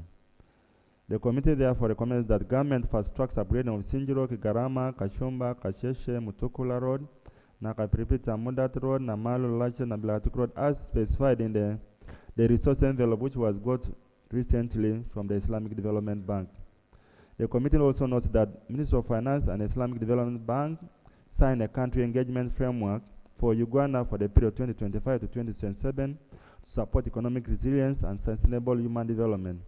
The ISDB group allocated a resource envelope of 800 million for the 3-year duration for this CEF. The major projects to be funded include the one I mentioned, that is upgrading of Nakapiripita Mudat and Nakamalu Lakapel Road, and Isinjiro, Kigarama, Kashumba, Kasheshe, Tanzania border to Mutukula Road. Committee on Presidential Affairs. Vote 001, Office of the President, constrained operations of the Uganda Printing and Publishing Corporation. The committee recommends that 30 billion be identified and be allocated to Vote 001 to facilitate acquisition of the modern equipment so as to enable Uganda Printing and Publishing Corporation align with modern technological and production standards. Vote 002, State House. Inadequate budget provision for wage expenditure category. The committee recommends that 4.28 billion be allocated to Vote 002, State House, to provide for the wage shortfall in the financial year 26-27. Support to the graduate of the skilling program. Colleagues and other members, Mr. Speaker, we know the skilling hubs across the country, but most of those people who got these skilling hubs come without any support. So the committee recommends that 140 billion be allocated to State House to facilitate the setup of one common user facility per zone for these trainees. Vote 107, Uganda AIDS Commission. Intervention to reduce HIV and new infections in Uganda. The committee recommends that Uganda shilling 6 billion is needed and be provided to Vote 107 to facilitate scaling up of HIV communication campaign and research against HIV. Establishment of HIV and AIDS coordination zonal offices. The committee recommends that Uganda shilling 3 billion be provided to Vote 107 to enable Uganda AIDS Commission establish the 6 additional regional offices so as to take preventive measures on HIV spread.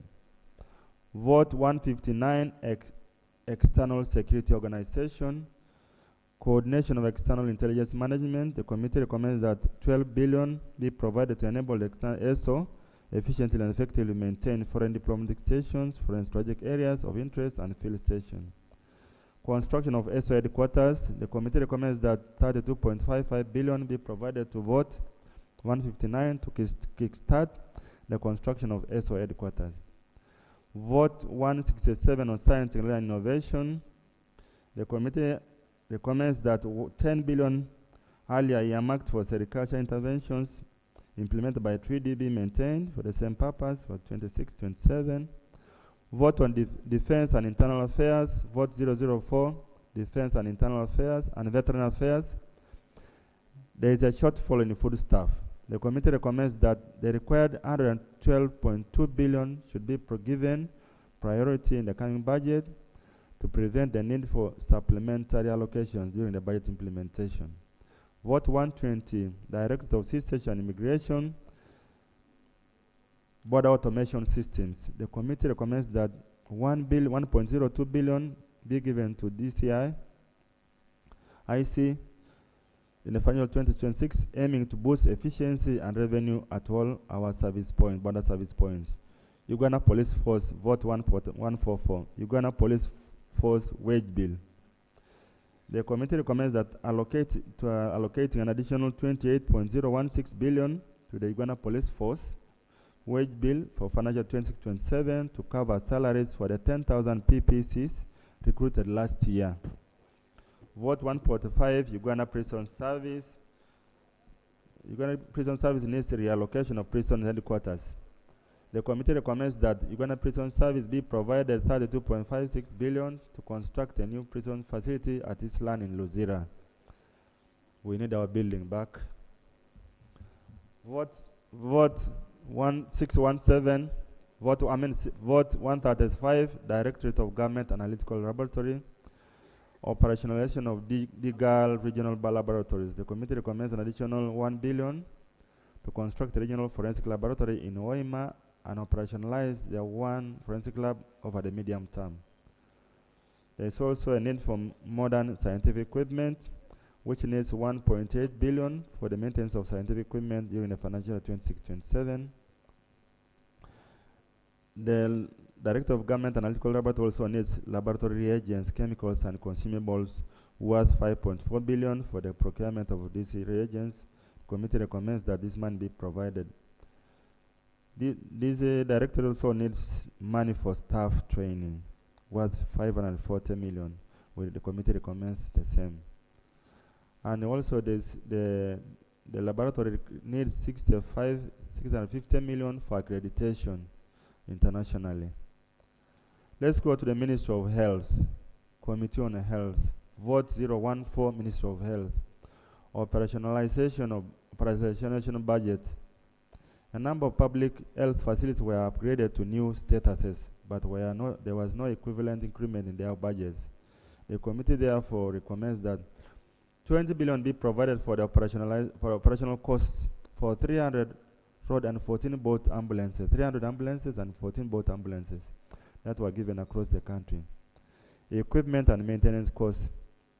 Inadequate funds for servicing and maintenance of medical equipment and other equipment in health facilities. As a result, hospitals and health centers often have idle and non-functional diagnostic, oxygen, and life-saving equipment due to lack of maintenance contracts, spare parts, utilities, biomedical engineers, and so on.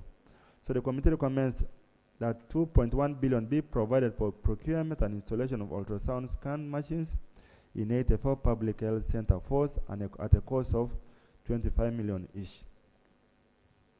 Human resources for health. This was Mr. Speaker and colleagues.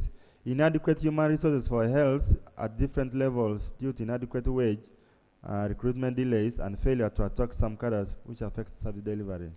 The committee recommends that this coming financial year, Uganda shillings 132.6 billion be provided for recruitment of at least 16,963 staff in the financial year 2026-27 in various public health facilities to increase the staffing levels to at least 45%.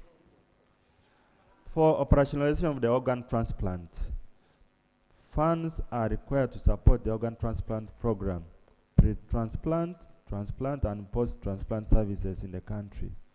The committee recommends that 8.598 billion be provided to operationalize the organ transplant activities, since we have now the facilities here, and another 7.4 billion for the Organ Donation and Transplant Council.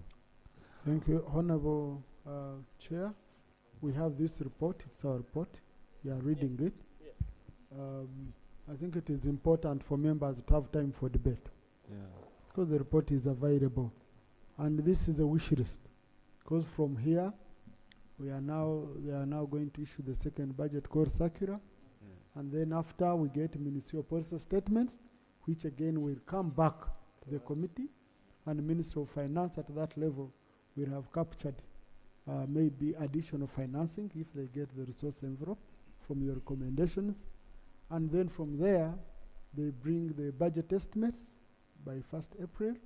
Though we requested the minister to do it earlier together with the tax bills.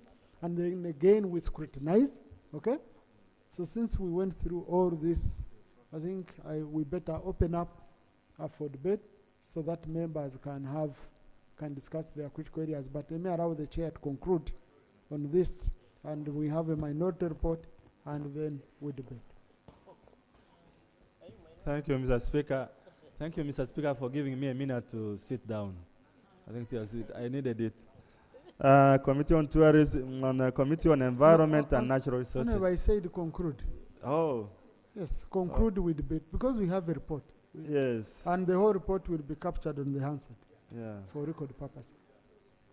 Mr. Speaker, in conclusion, in the debate across the different submissions from the different committees, what was really important was the question of health and the question of rural electrification, the question of water, and the question of ambulances, the question of primary schools and secondary schools. So this was what has been done. It's about service points. So if we were considering this budget framework paper, I think colleagues, we need to pay attention to kind of points that provide services to our people. That is especially water, electricity, roads, health facilities. If we can do something about health, education, and I think that we will have done something that our people sent us to do in this house. I conclude by saying that, Honorable Speaker and members, the committee recommends that this August House adopts these recommendations highlighted in this report and consequently approve the budget framework paper 2026-27 to 2030-31 with the amendments for a summary of additional funding requirements as annexed in Annex 1, 2, and 3. I beg to move, Mr. Speaker. Thank you, Honorable Chair. I've been following up with the committee. Honorable Siaga and team have been working in overdrive, but also all committees, sectoral committees, because I know some worked on public holiday, you worked on Sunday. So I really want to appreciate you, honorable colleagues, for the concentration and the time you've put in to catch up with the requirements of the law. But we have a minority report, so Honorable Semujo, please, if you can also summarize it. Thank you very much, Mr. Speaker.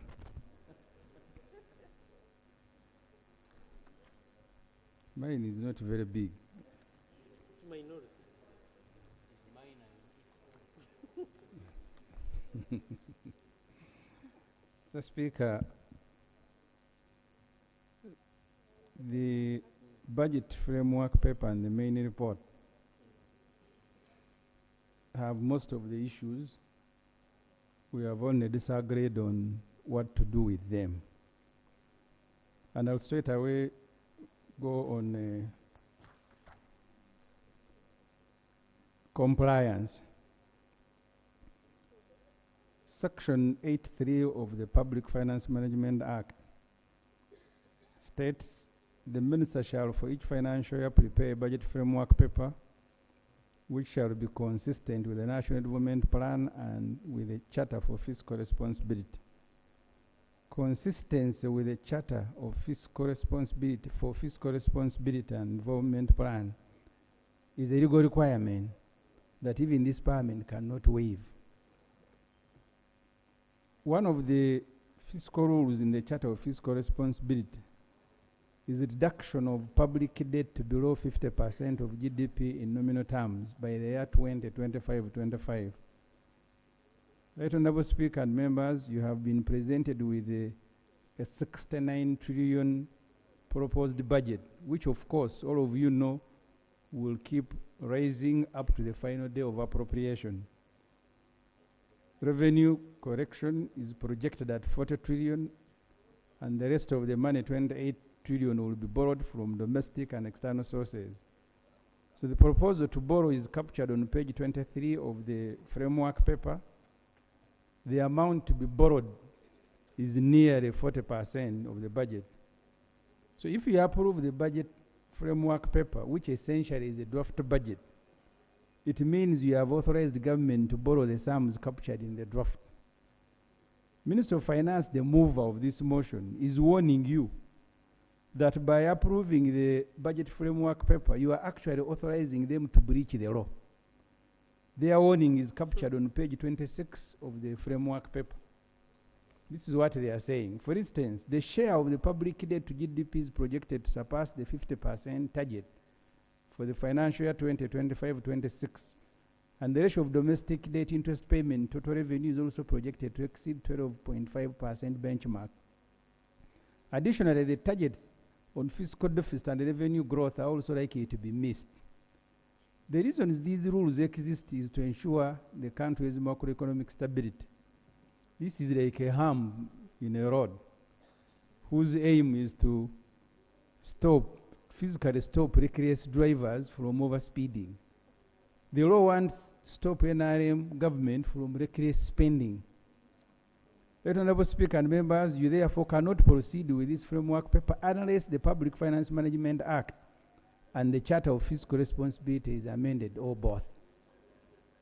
And it is not only us Parliament who are required to adhere to the law. Section 5 of the PFMA says Cabinet shall, in making decisions with implications on public finances or in determining, formulating, and implementing government policies, as well as in performing any other functions conferred on it by this or any other act, adhere to the Charter of Fiscal Responsibility and other requirements.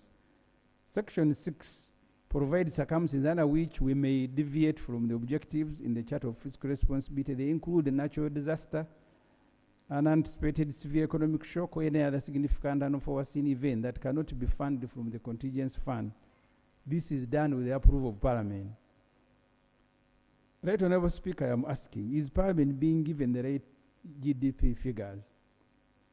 Schedule 3 of the Public Finance Management Act sets out areas the framework paper or the draft budget must address.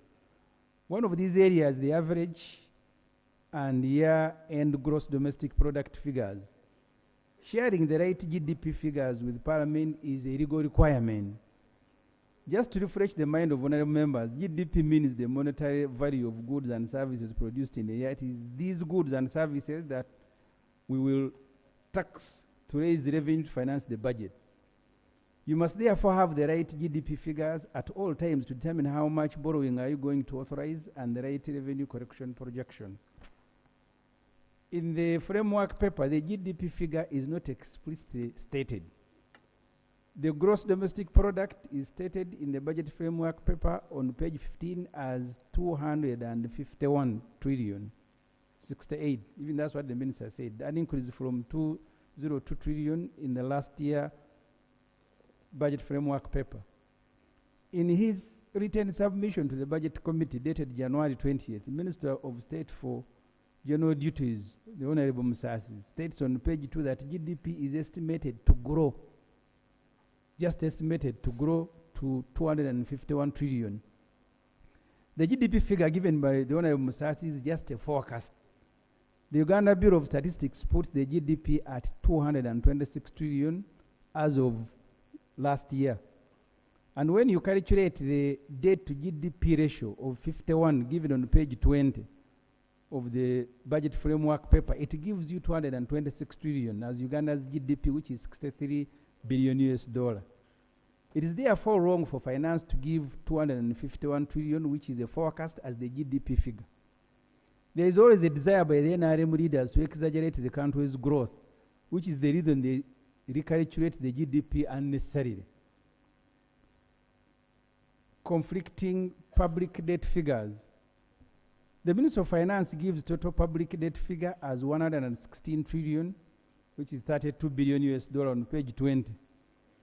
This finance says is an increase from 94.7 trillion, which is 26 billion, translating into a debt to GDP ratio of 51%. This debt to GDP figure is calculated using the UBOS 226 trillion, what they give in the budget framework paper, as the true GDP figures. Just for emphasis, the stock of public debt is 116 trillion and GDP is 226. Those are the figures that finance is using. However, the Bank of Uganda, in its December 2025 State of the Economy report on page 10, puts public debt at 124 trillion, translating into a 54.8 debt to GDP ratio. You can see the trick here. You lower the figure of public debt and exaggerate GDP to present a lower GDP to a lower debt to GDP ratio. Then you ask Parliament to authorize more borrowing on the pretext of a sustained public debt stock. Mr. Speaker and honorable members, public debt is plunging Uganda into a crisis.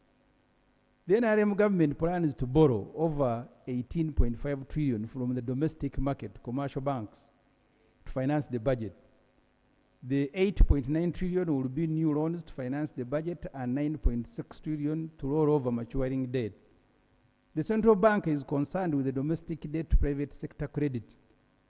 By overborrowing from commercial banks, the NRM government is crowding out the private sector. The concern of Bank of Uganda is captured on page 10 of their December State of the Economy. If you look at the private credit now, I think it's about 21 trillion, and government is borrowing sometimes up to 19 trillion. So you are competing with the citizens that you want to empower. You remove all the money, they have nothing. Our borrowing from commercial banks starves the private sector, which is employing more than 85% of the population. Ratio of interest to revenue correction. One of the fiscal rules in the Charter for Fiscal Responsibility is reduction of total domestic debt interest payment to revenue, excluding grants, to 12.5%. The government plans to spend 28.6 trillion on debt servicing next financial year, of which 12.7 trillion is interest payment. The interest payment for the domestic debt is 10.7 trillion, which is 26.7% of the projected 40 trillion revenue correction. The target is 12, but you are going to pay interest of 26. And this matter is a matter of law. The rule in the Charter for Fiscal Responsibility is reduction of interest payment on domestic debt 12.5% of revenue. But the budget framework paper interest payment will instead raise to 26. I hope Parliament will resist this. The Minister of Finance also agrees that such an elevated debt service burden shrinks fiscal space, leaving fewer resources available for discretionary spending in high multiplier growth enhancing sectors. And the committee noted that proposals in the budget framework paper offend even common sense. If you look at page 19 of the budget framework paper, the NRM government, the minister is praising here, wants to borrow from external sources 10 trillion to finance various projects. Certainly that will increase our debt stock as a country and will violate the rules we set ourselves out in the Charter for Fiscal Responsibility. The question is, have we utilized the numerous loans we have contracted to finance various projects for us to contract more? The answer is a big no. And I want to thank the Minister of Finance. They have been very generous with information. If you read the July 2025 report on the performance of externally funded projects, you will know why you have remained poor. You also know the dangers of employing old people in critical offices, knowing their biological inadequacies. When people grow old, every part of the body slows naturally. Even the thinking slows down. They begin to think in installments. Many of the projects for which we have borrowed gross sums of money are either behind schedule or have completely stagnated. And here we are being asked to recklessly approve further borrowing. I now turn to the Minister of Finance report on externally funded projects. The Minister of Finance has been monitoring performance of these projects and done some reports. The latest report samples 66 externally funded projects, as the table below illustrates. We have borrowed money to finance projects. Even in this budget, they are saying we should borrow another 10 trillion. But look, the table. The projects in agro-industrialization, 7 projects here, only 2 have been completed. 1 is on track, others behind schedule. Digital transformation, 2, 1 on track. Human capital development, 14 projects, only 1 completed, 1 on track, 12 are behind schedule. Integrated transport infrastructure and services, 12 projects for which we have borrowed money, only 2 completed, 1 on track, 18 behind schedule. I don't need to go, but the total below is that you have a total here of 66 projects sampled by finance. Only 6 are completed, 5 on track, 55 of these projects are behind schedule, including ones that you will see that have stagnated. And I'll give a list here. I'll be very brief because this is not my list. It is a list of Honorable Musasi. Kampala-Jinja Expressway. We borrowed money to do this road. And I'll go to the last line. This is how finance has assessed this. The physical progress of the project is 0. Money borrowed, progress is zero. They are saying, let us borrow more. That's what is in the budget framework paper. Busega Mpigi Expressway, construction is at 46%. This road was supposed to have been completed years ago. They are at 46%. Part of the reason you will see, they are saying they don't have counter funding, and then they are saying let us borrow and begin more projects. That's why I said you even offend common sense. In Entebbe Airport rehabilitation, this one, there is progress. But the point is, because of the delays, we are now required to pay to the contractor the total sum of 34.9 million US dollar because we delayed. So the contractor says you delayed here and here, pay me money. Even this one, although progressing, it was never delivered on time. The Bukasa project port, this one hasn't started at all, still in the preliminary. Kampala flyover construction, finance says it has stagnated. Kampala City Roads rehabilitation, they are now revising it. The time elapsed, they are revising it. And you know each revision comes with money. Multinational Kapchorwa, Suyam Kitare and Eldoret bypass. This one has almost been completed, but after a delay. Change Johoima Masindi Chigumba Road. The project have not been completed, more money is needed. National Lake Victoria Maritime Communication Transport Project. Here, overall progress is from 37 to by the end of April. So all these projects, they have delayed, no counter funding, they are contracting more. Ruwero Butarang Road, work is at 67%. A road that they started nearly 10 years ago, they haven't completed. Short stretch.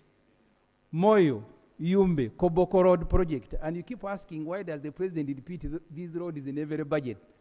The progress, as you have seen, on some projects, it is zero. So every year he repeats, you think government is working. Namagunga Budadiri Narugugu Road project. The progress of the project was at 4% against a planned 4.3. This one is still in infancy. The Northeastern Road Corridor Asset Management Project. Maybe I don't have to read each and every project that is here. But you need members to interact with these projects. And I am saying in this minority report, as I try to conclude, that we borrow money to do projects for which we pay a lot of money in interest, and we never complete this work. Part of the reason, no counter funding. Anyone who's sensible, you will not be contracting more loans when you don't have counter funding to finish the ones that you have undertaken. You will see there is one here for private sector. I think I will stop with that one. Which is project 22. Investment for industrial transformation and employment project. The investment for industrial transformation and employment is a collaborative program between the government of Uganda, represented by Minister of Finance, Bank of Uganda, private sector, and the development partners. So this project, we borrowed 218 million US dollar. The idea was that the project starts in 2022 and ends in 2027. However, due to delays in approval, the project effectiveness date was 13th November 2023, and the closing date is 31st January 2027. The project stagnated, targeted to benefit 140,000 medium, small, and macro enterprises and 120,000 refugees. Of these, at least 40,000 expected to be women-led macro enterprises. The larger-sized firms also benefit from the intervention. The overall project performance was poor at approximately 0.3% and significantly behind schedule. Even where you want to borrow money to help companies that are employing people, you don't utilize it. And then you come to Parliament, you say, can we borrow more? I don't know, maybe the Honorable Musasizi enjoys the word borrowing. So if he ever brings a report that doesn't have the word borrowing, you will feel very bad. You have electricity access scale-up project, same problem. Upgrade of health centers, 2 to 3, same problem, behind schedule. Uganda Secondary Education Expansion Project, money borrowed, project not making progress. I am saying in this report, don't allow them to borrow until they have completed and made progress on these ones, or else you'll just be enlarging the list. You borrow money, you pay.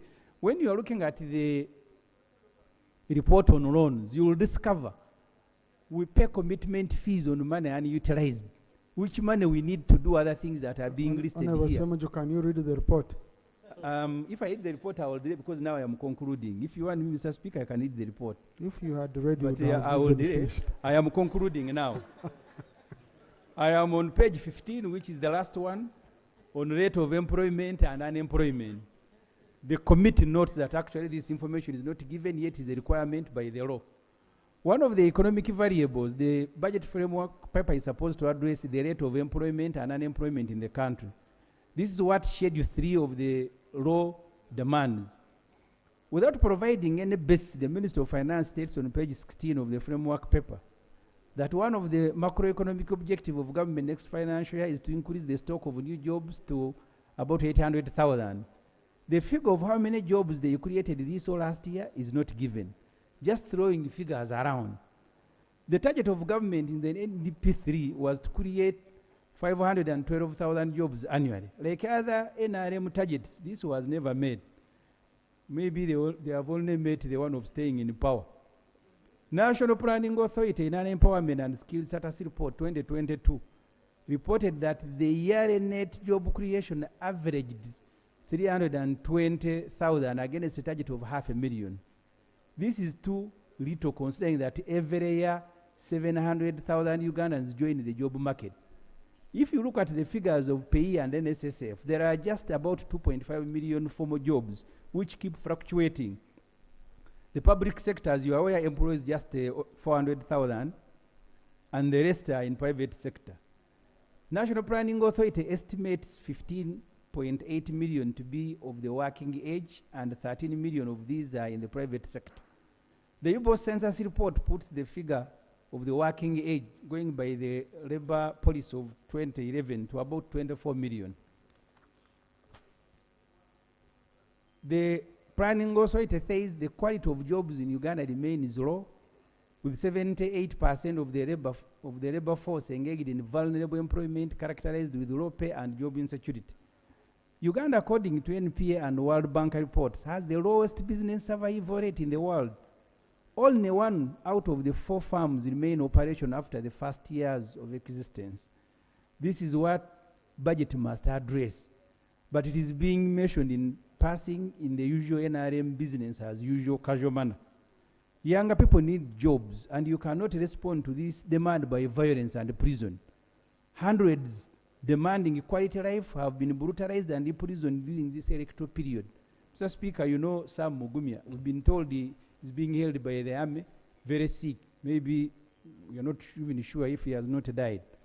So this is the response of the NRM. When people are demanding for work, prison.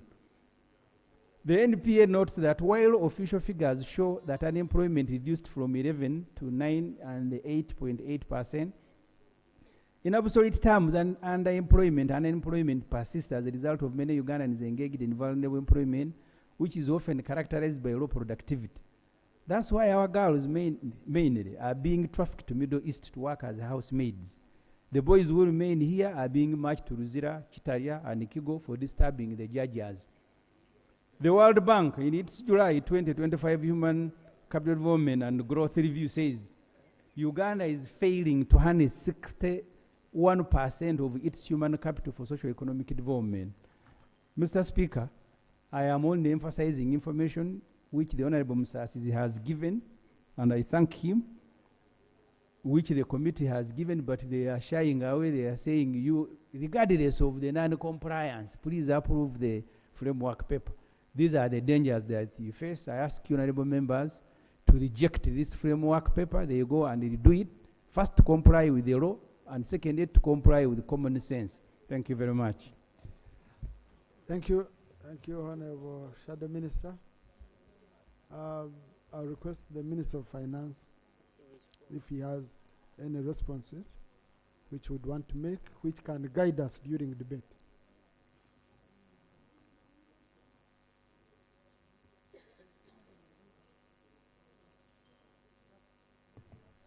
Thank you, Right Honorable Speaker.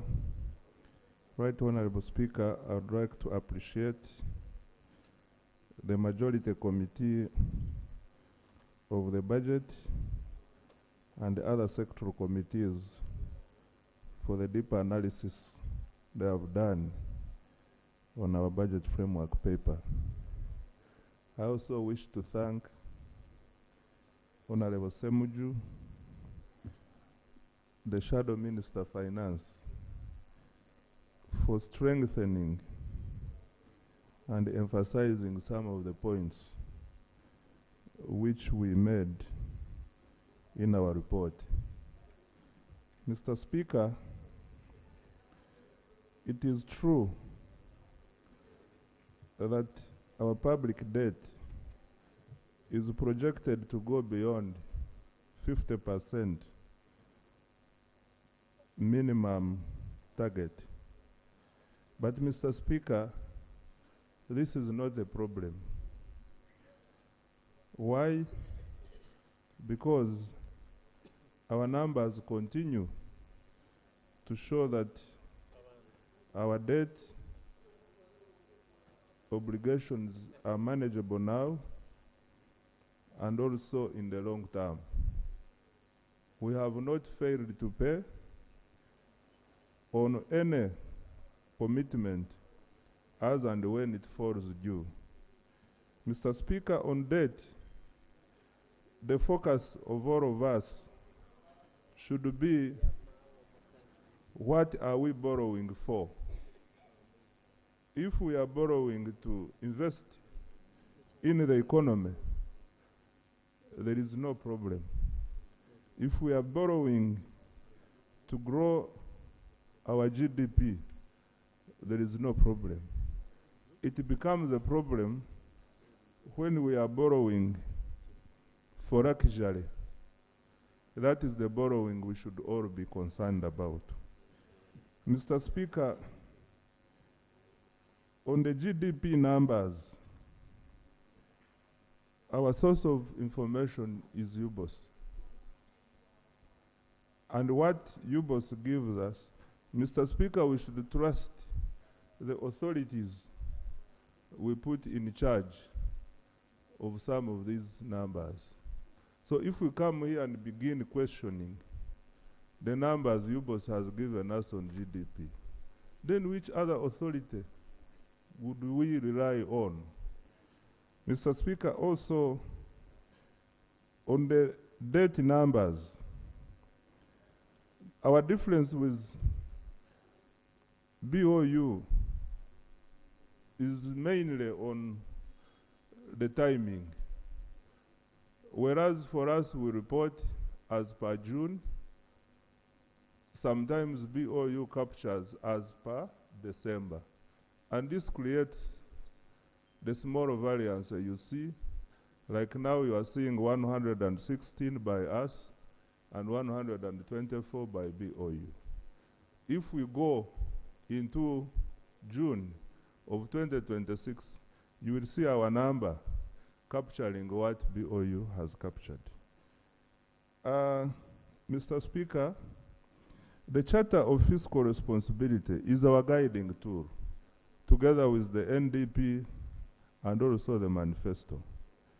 However, Mr. Speaker, consistency does not mean exact. Consistency means whatever you are doing should be close to the what? To the guiding principles.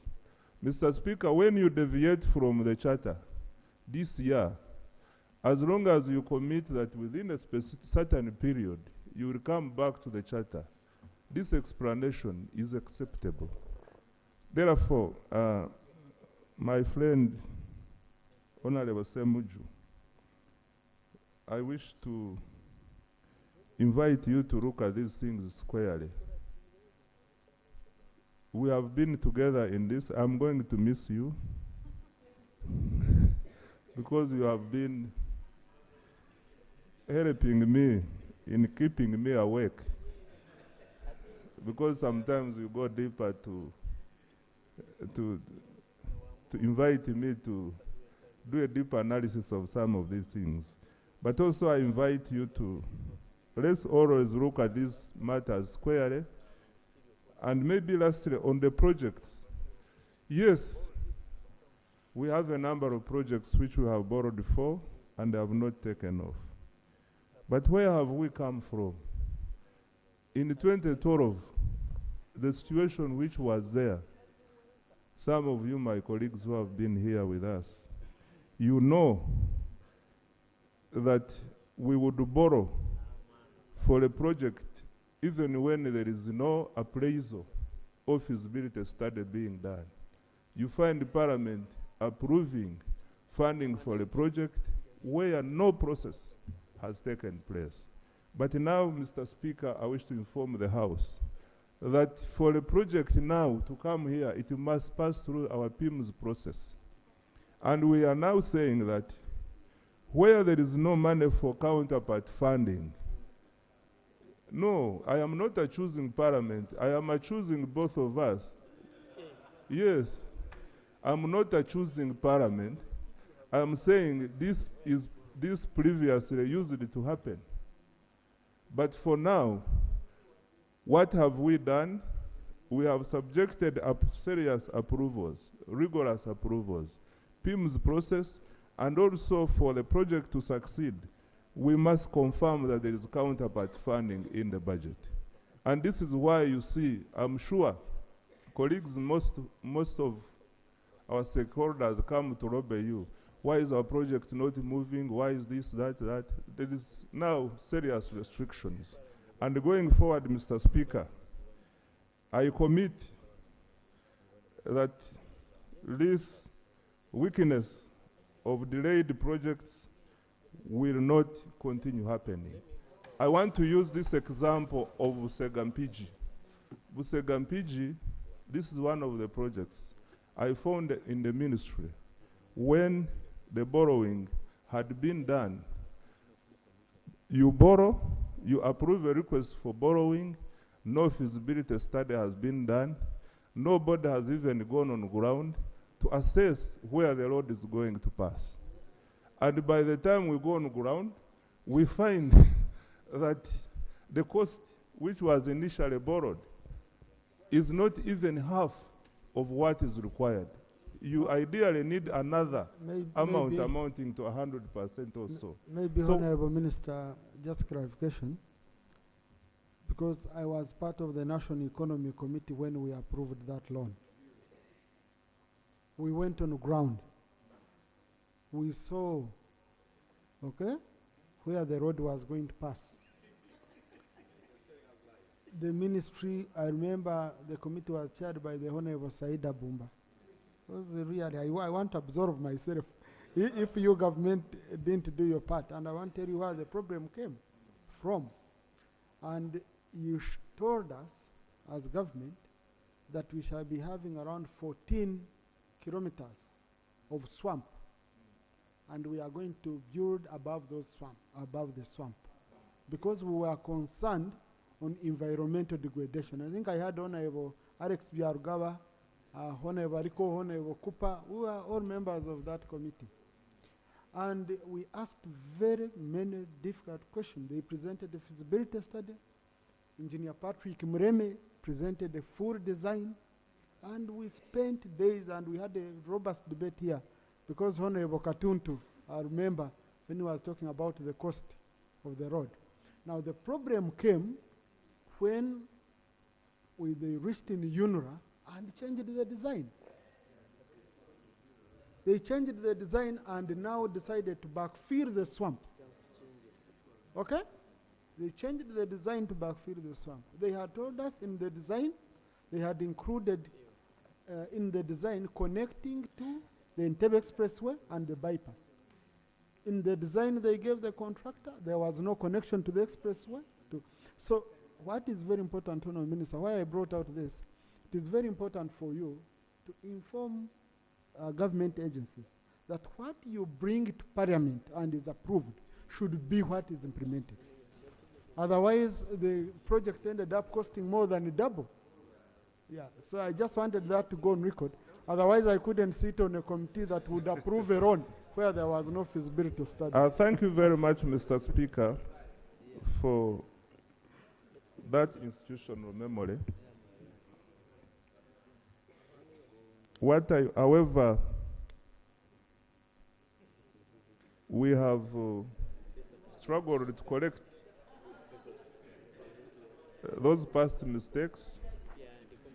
No, there is nothing. The speaker was enhancing my submission. So, Mr. Speaker, I wish to inform the House that all these mistakes have been corrected, and now we are at the point of starting. We are at the point of takeoff. The Busega project is now going to take off. Mr. Speaker, I think I have tried to honor the unemployment rate. Yes, this is a big concern to all of us as Ugandans and representatives of the people. But the question of focus should be, where are these jobs? The jobs are mainly in the ATMs. And when you look at the priorities I highlighted in my motion, I am requesting Parliament to appropriate money in these key areas which bring jobs to the people of Uganda. I think this is what we should really be concerned most about. Mr. Speaker, I submit. Thank you. So, honorable colleagues, we are going to have a debate on the report because the reports are together. We have seen the issues raised by the Honorable Semuju, consistency with the requirements of the Charter for Fiscal Responsibility. I think we are going to get a new charter soon, isn't it? Just 3 months after. Yes. Yes, Mr. Speaker, I wish to inform the House that we are preparing a new charter. It will be coming soon, before this House is prorogued. I think 3 months after the election. Yeah, as per the law. So we're going to ensure that's followed. And it's a very, Honourable Minister, I think on the issue of deviation, we need to go to agree, really. Maybe you can always engage with colleagues, even off this platform, okay, on these matters. For example, when you look at section 7 of the PFM on deviation, we had COVID, which hit you hard, one of the issues which would have been a reason for you revising the charter. And I think the moment we keep interacting, even off here, some of the deviations, because some of the pressures you're having were due to natural disasters and unforeseen circumstances. And then we come here, we debate, and we see how best we can move. But on the issue of loans, honorable colleagues, I think, Minister, we shall need more clarity and more commitments going forward. In the budget, we shall maybe see in the Ministerial Policy Statement and in the budget estimate the commitments you make on counterpart funding. Because the Committee on National Economy always gets the commitment in writing, but the money is not in. So I think when we are scrutinizing the budget, Honorable Chair for Budget, we shall need to focus much on counterpart funding, but also completion of the loans, of the projects. And maybe, Honorable Minister, the issue of acquisition of land before taking off of these projects. Because it's a very big concern. Someone is given, they commence the project when land is not available. Someone says, I mobilize it, I need $30 million. My equipment was idle. I think you need to be much, much stronger on that. Otherwise, Honorable colleagues, I want to guide our debate because the budget framework paper is not about the road that is not in your constituency. It's not about the classroom that has not yet been finished. No, it's linking national development objectives to the budget, to the proposed expenditure in a national framework manner, not just your constituency. And the moment we take that route, it will be much, much easier. And maybe chairman budget, I don't know how we shall narrow down, because everything that was captured when I was reading through the report, you'll find we have nearly over 200 trillion of unfunded priorities, over 200 trillion. So we are throwing what the agencies had thrown at the ministry, and the ministry said my resource envelope is 69 trillion, and we are again throwing it back on. So I think we need, you need to guide the committee that we reduce at this level of BFP. We don't capture whatever they brought us unfunded. Chairman Budget, you wanted to comment on that? The Chairman is Yagi. And then we continue with the debate. And Mayor, we welcome you, Road Mayor. Thank you. Thank you. Thank you, Right Honorable. Congratulations, Honorable colleague. And we shall support you from here. Shall support you to make our city work. Thank you. Thank you, Right Honorable. Right Honorable and colleagues, we only have these issues because of the way we do the budget. And I would like to ask to agree with our colleagues, the sector committees, not to receive the budgets from the MDS without costed worker plans. I would like to agree that there is a lot of money redundant within the budgets, which cannot be justified. But now we need to drill down to the last shilling by all these MDS providing costed work plans. You will find money being abandoned. I thank you. Chairman, Budget Committee, can I guide that you hold a meeting as the chairman of the Budget Committee with the Minister of Finance and his team. He will determine who to come with, and chairpersons of committees to agree on how you're going to process this budget from MPSs, from Ministry of Policy Statement, so that we make your work easy. Would it help? Yes, most obliged. Yeah, so arrange and coordinate with all chairpersons. Since they are members of your committee, you have an in-house meeting. Yes, Honorable Taylor. Thank you, Right Honorable Speaker. Right Honorable Speaker, on that matter, there is an unsettled debate which probably could guide this House. We have had issues on what amounts to budgeting and appropriation. At every time on the request of costed work plans, the response from finance, usually the PSST, is that we are going into budgeting and not appropriation.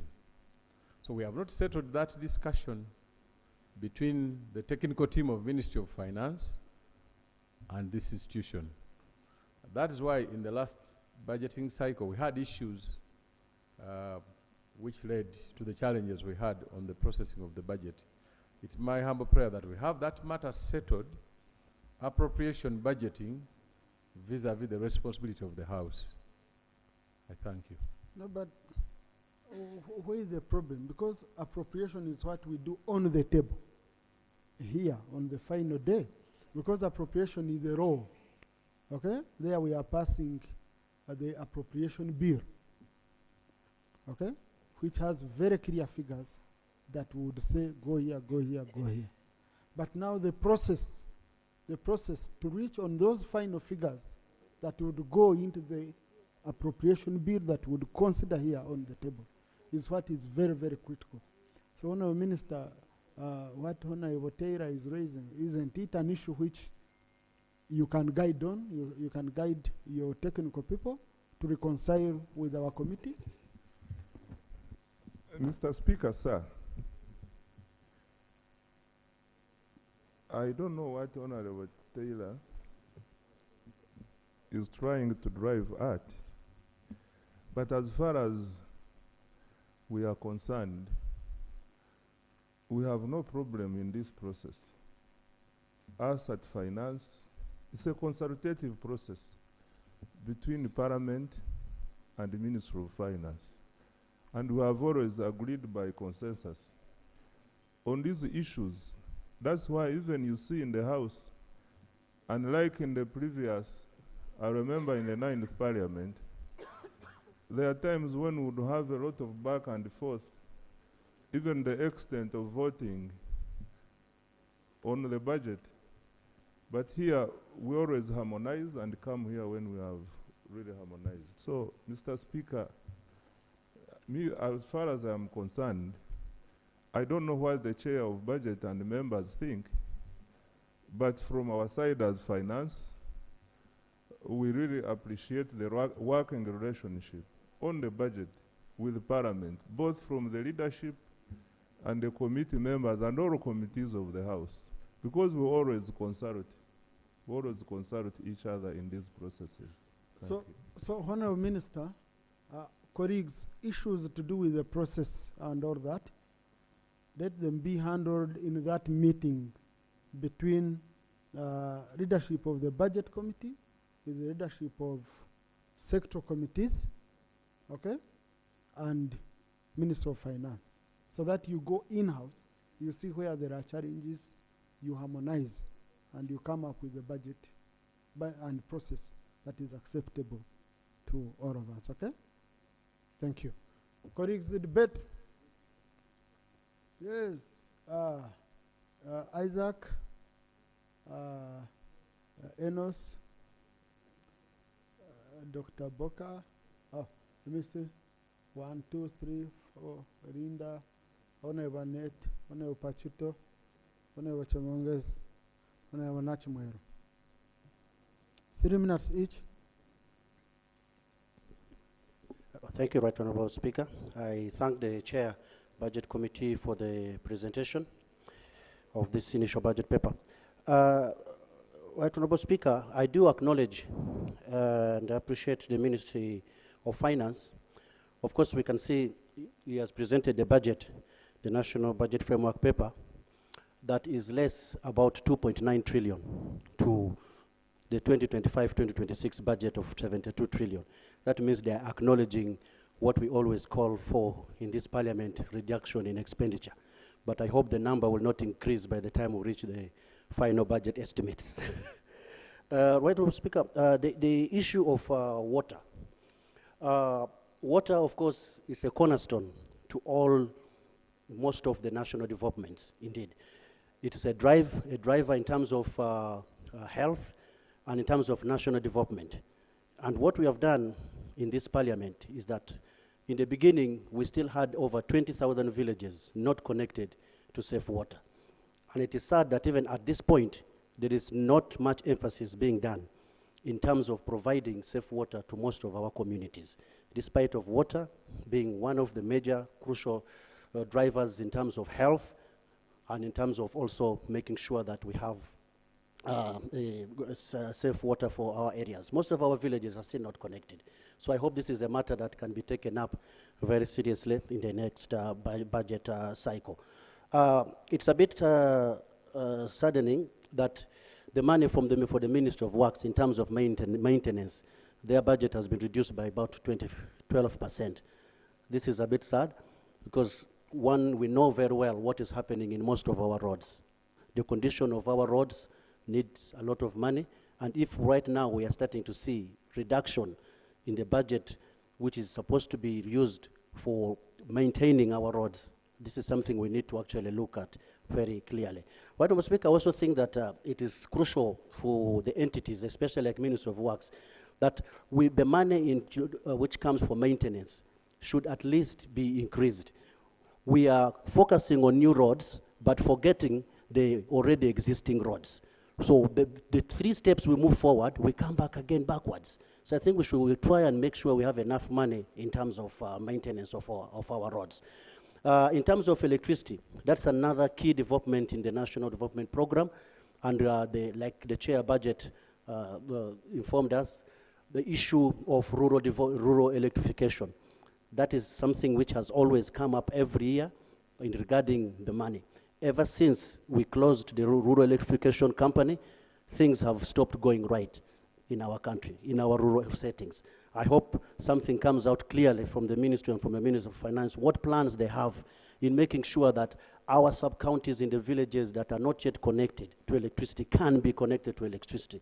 Because in order to improve PDM as a national development program, we need access to electricity in our rural areas so that we have enough small-scale factories coming in. Right over speak also, I noticed that in the education, in the Ministry of Education's vote, the money for enhancing the salary of arts teachers. Thank you. Thank you, Right Honourable Speaker. I want to take this opportunity to thank the team, the Budget Committee, but specifically I would say I support the motion that we pass the budget framework paper, but Right Honourable Speaker, I would like a few clarifications from the Minister. On page 6, the committee captures the allocative efficiency of the budget framework paper. The policy preamble is very beautiful. It smartly addresses our policy direction and all that. But when it comes to allocation, it does not reflect the policy direction. For example, I'm seeing that they have preliminarily allocated 84 billion to UDB from 414 billion to 84. I'm seeking clarification from the Honourable Minister. What could be the reason to move from 414 to 84 billion? Number 2, Right Honourable Speaker, we talk about the Charter for Fiscal Responsibility. It was capturing, it does not have a transitional period. The Public Finance Management Act lacks the transitional period, because when you check, now we are going to pass the budget without the charter. The charter is going to come after the budget. Now, my question again to the Minister, I'm seeking clarification, because some time ago we had asked for amendment of the Act. Possibly we would have amended the Act to capture that transitional period. When do you plan to bring an amendment to the PFMA so that we deal with most of the loopholes there? Number 2, Mr. Speaker, on page 18 they are talking about moving the poverty rates moving from 38 to 33%, and that comes from the PDM intervention. Through you, Mr. Speaker, again, when does the Minister intend to bring us a review of the... Were these 3 minutes? Thank you, Mr. Speaker. I'm seeking, again, clarification from the Minister on when we intend to have the review of the PDM to understand whether it's actually effective or not, because we're adding in more money, but we've not had any serious report or discussion on the performance of this program. Number 3, Mr. Speaker, again, the last question to the Minister would be on, actually this should be to the Prime Minister, because on page 29 they're talking about project execution being affected by land acquisition and all that. Some time ago we mentioned having an amendment to the Land Act so that we can help government to deal with project execution, mostly for areas where people refuse to give way to projects. When do we have this amendment brought to the House so that we can deal with this once and for all? Thank you so much, Mr. Speaker. Thank you. But Honourable Enos, for the record, we have a charter. No. That's a charter is 5 years, and when you go to section 5 of the PFMA, the minister shall not less than 3 months after the first sitting of the parliament after general election. So meaning we are still in this current charter. Okay? Yeah. Mr. Speaker, we cannot have the same act talks about the charter taking 5 years, being renewed every 5 years. Yes. But when you look at the 5 years, it started with the budget of 2021, 2022. So when you do the calculation, it actually ended with the last with the last budget. The budget we are dealing with of 26-27 will come into effect before the charter. Actually, that particular charter is expired. your mathematics. I didn't perform well in mathematics, but is yours really? Honorable, we have a charter, and that's why it's designed that way. So you have discounted 1 year if you do 5 years, okay? Yes, we have a charter, and we expect the minister 3 months after the first sitting of parliament to bring a draft charter which we must process so that it can guide the next budgeting cycle. Honorable Kadidi, then Honorable Nachimwero, then I come back to Honorable Siraj. Thank you, Right Honorable Speaker, for the opportunity to support the motion for approval of the budget framework paper. I have 3 observations. Observation number 1 is related to the performance of externally financed projects.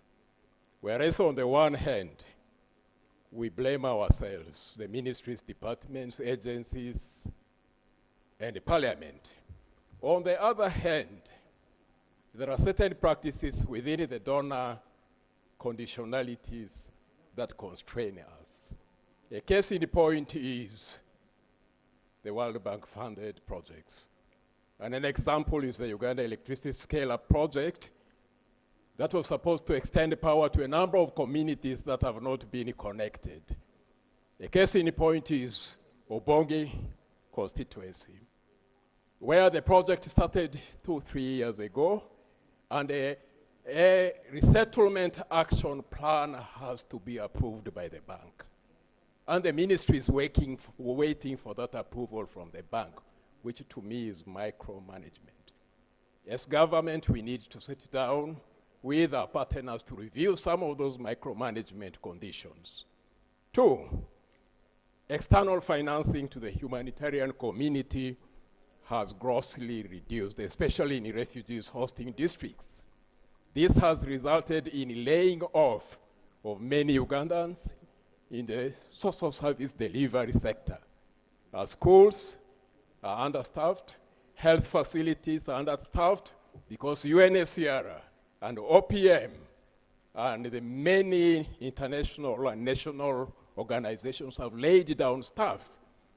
Would like to see in the budget framework paper, the ministerial policy statement, and the ultimate allocation of resources for wage to be provided to recruit the staff that have been laid off and made redundant. Last but not least, Mr. Speaker, sir, while the president was traversing the country, he made a lot of pledges. And a case in point is the promise of a hospital for Obongi district. These are social contracts that should be considered in the annual work plan and budget, in the ministerial policy statements, and in the budget framework papers that we look forward to. I thank you. Honorable Nachimwero. Thank you, Right Honorable Speaker. Right Honorable Speaker, first of all, we would like to get an explanation on the targets that we set ourselves to achieve, especially in the charter, versus the convenience at the moment. Because if we divert from what we set ourselves to do, then it disturbs our thoughts. And in that line, Right Honorable Speaker, we came up with the National Development Plan 4, and it stipulated a number of targets. But you find that the submissions of most ministerial statements do not recognize these targets. And now we wonder what directs our concentration and submission and allocation of resources. Right Honorable Speaker, the issue of compensation is a serious one to derailing projects. I have identified that we need some special investigations on people who own land prior to project activities, especially in swamps. You find that nobody's supposed to have a title in swamps, but the moment a project is going to take place, ownership prevails, new titles, very recent new titles. I wonder why these are considered heavily compensated, taking a lot of project money, and we end up losing on electricity distribution and also water distribution, and very many other projects remain unfinished. Right Honorable Speaker, the issue of market access is still missing. We are trying to encourage our people to produce, but the income from what they produce is, people are not certain. And this is what makes our people very poor. We stay here claiming that the GDP has improved, we are performing well, but the actual pockets of our people are empty, and people are crying in absolute poverty. Why aren't these documents and observations not tally with the pockets of our people? We need to explain this, and it needs to come out very well in our submissions. But based on the recently concluded campaigns, you can see that there was a lot of explanation on whether the government is for the people or not, based on the service deliveries. Thank you, Honorable Siraj. Then Honorable Rinda, then Honorable Net. Thank you very much, Right Honorable Speaker, for giving me this opportunity. Right Honorable Speaker, the budget framework emphasized on the issue of employment opportunity. And it also emphasized on the issue of agro-industry. Right Honorable Speaker, we talked about how our youth have gone to Middle East in order to work there. And these youths could easily be absorbed in the industries that are constructed here in Uganda. Right Honorable Speaker, there are regions in Uganda where industries have not been built, yet people have given lands for the construction of these industries.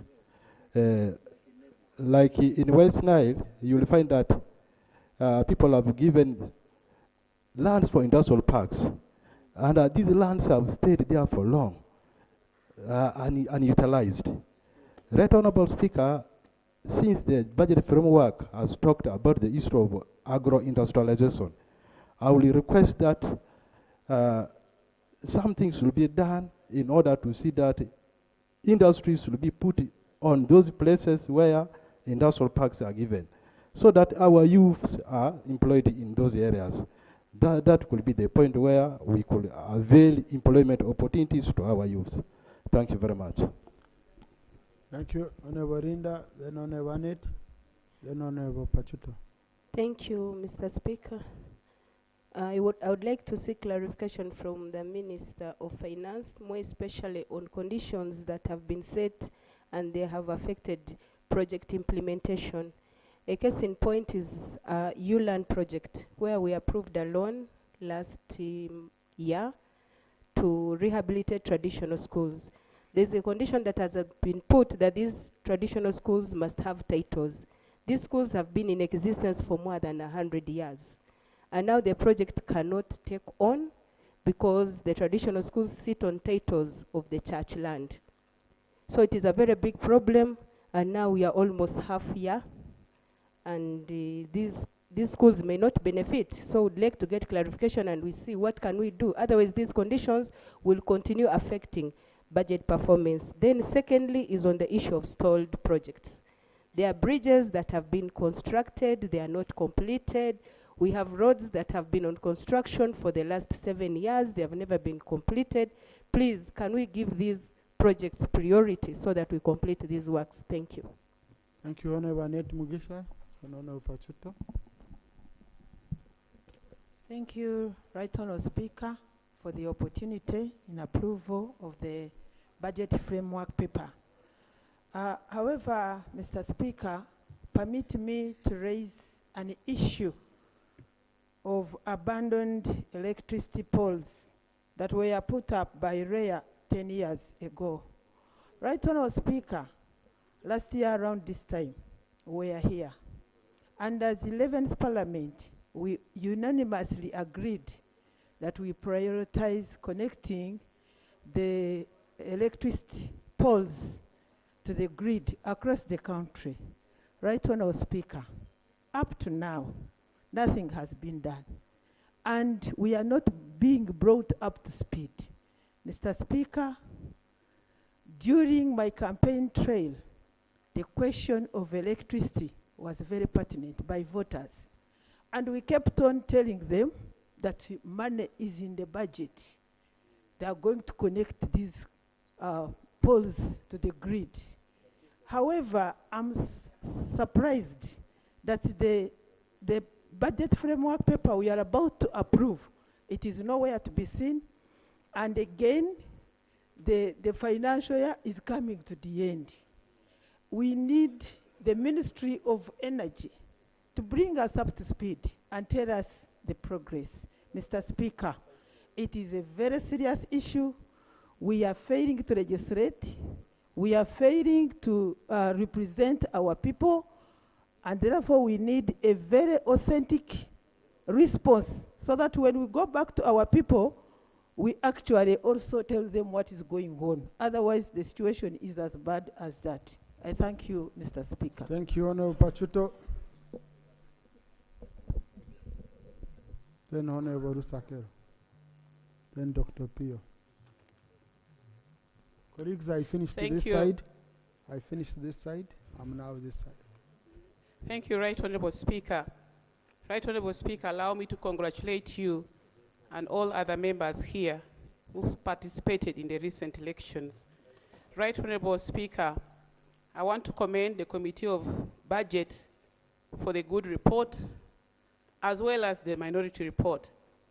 Right Honourable Speaker, in a special way, allow me to commend the managers of this country, especially those in charge of the economy, whereby in the BFP, it has been reported that our balance, there's a positive balance of payment arising from the great support that government has given, support and attention paid to the coffee growing and gold.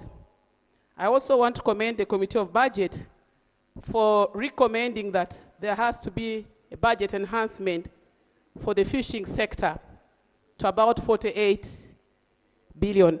Right Honourable Speaker, I think that apart from coffee and gold, our next economic activity that can really even make our BOP much better is the fishing industry. I know that the Budget Committee has recommended 48 billion, but for me, I think having come from the fishing communities, Right Honourable Speaker, I want to persuade the House and the Minister of Finance to even increase the amount to about 3 times what the Budget Committee has reported, because the fishing communities have gone through a hell of things in the last 5 years, and they are all waiting, looking forward to this budget for the next financial year to salvage them from where they have been. Right Honourable Speaker. Right Honourable Speaker, I want to comment on the budget, on the Budget Committee's report, where it is stated that the BFP is not consistent with the NDP 4. To me, this implies that the planning for this country is not compatible with the strategic goals of this country, Mr. Speaker. I therefore want to, and this could be largely due to insufficient allocation to the NPA. For that reason, Right Honourable Speaker, I would recommend that the Ministry reconsiders strengthening NPA further so that our budgeting and planning are in tandem. Right Honourable Speaker. Right Honourable Speaker, on the issue of wage bills, Right Honourable Speaker, I want to support that. Thank you. I had forgotten Honourable Chemonges was supposed to be the next one. Then I come to Honourable Rusakero. Thank you, Mr. Speaker, for giving me the opportunity. I I want to support the BFP, however, with some recommendations or seeking some clarifications on when you listen to the presentation, you feel that we are really in a right road. But with the experience for the 4 years I've been here, Honorable Minister, you know, I've read it and I've understood it, but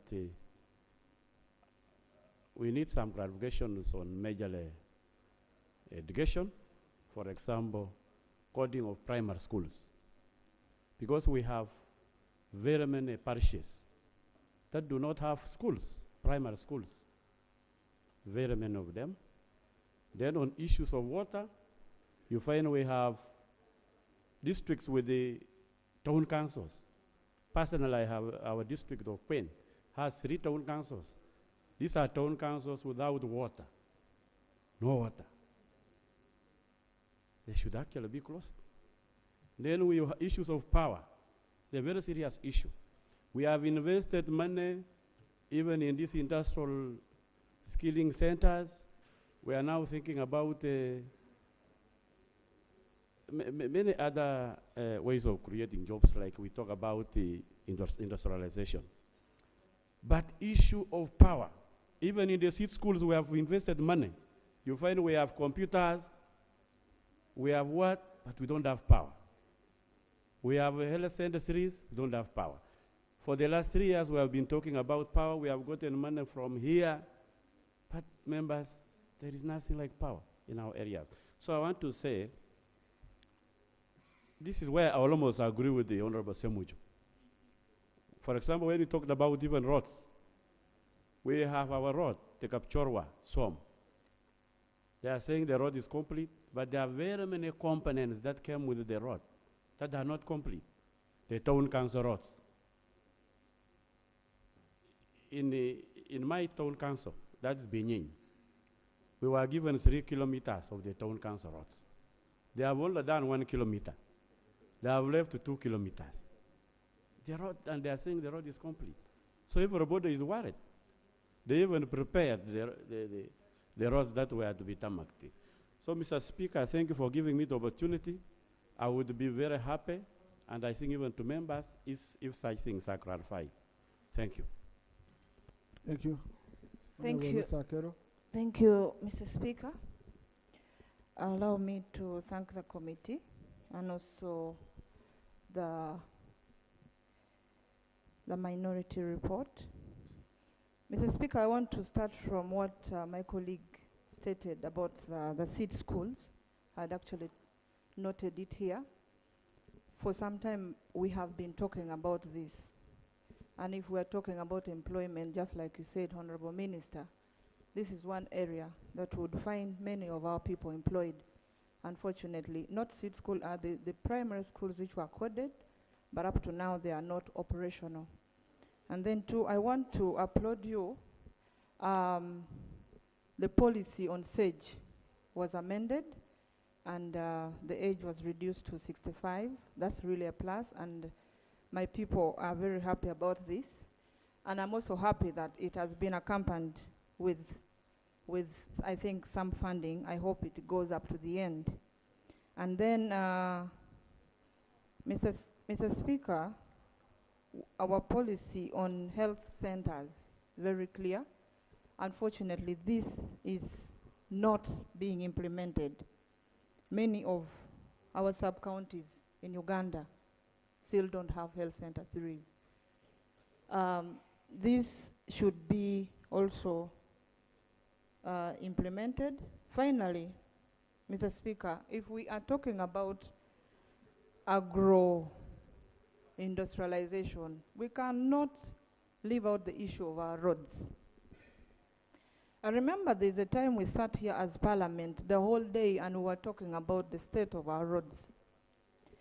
If I remember very vividly, we talked about the machines which are missing, and it is my wish really that our BFP really captures this and also increase in the funding to the road sector, especially at district level.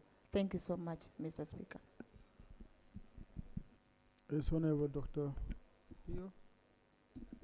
Thank you, Right Honorable Speaker. And I want Honorable to colleagues, I finished this side. You know, when we were starting, I picked colleagues from this side and then I went here. I'm sorry. Thank you, Right Honorable Speaker, and I want to thank the committee for the report.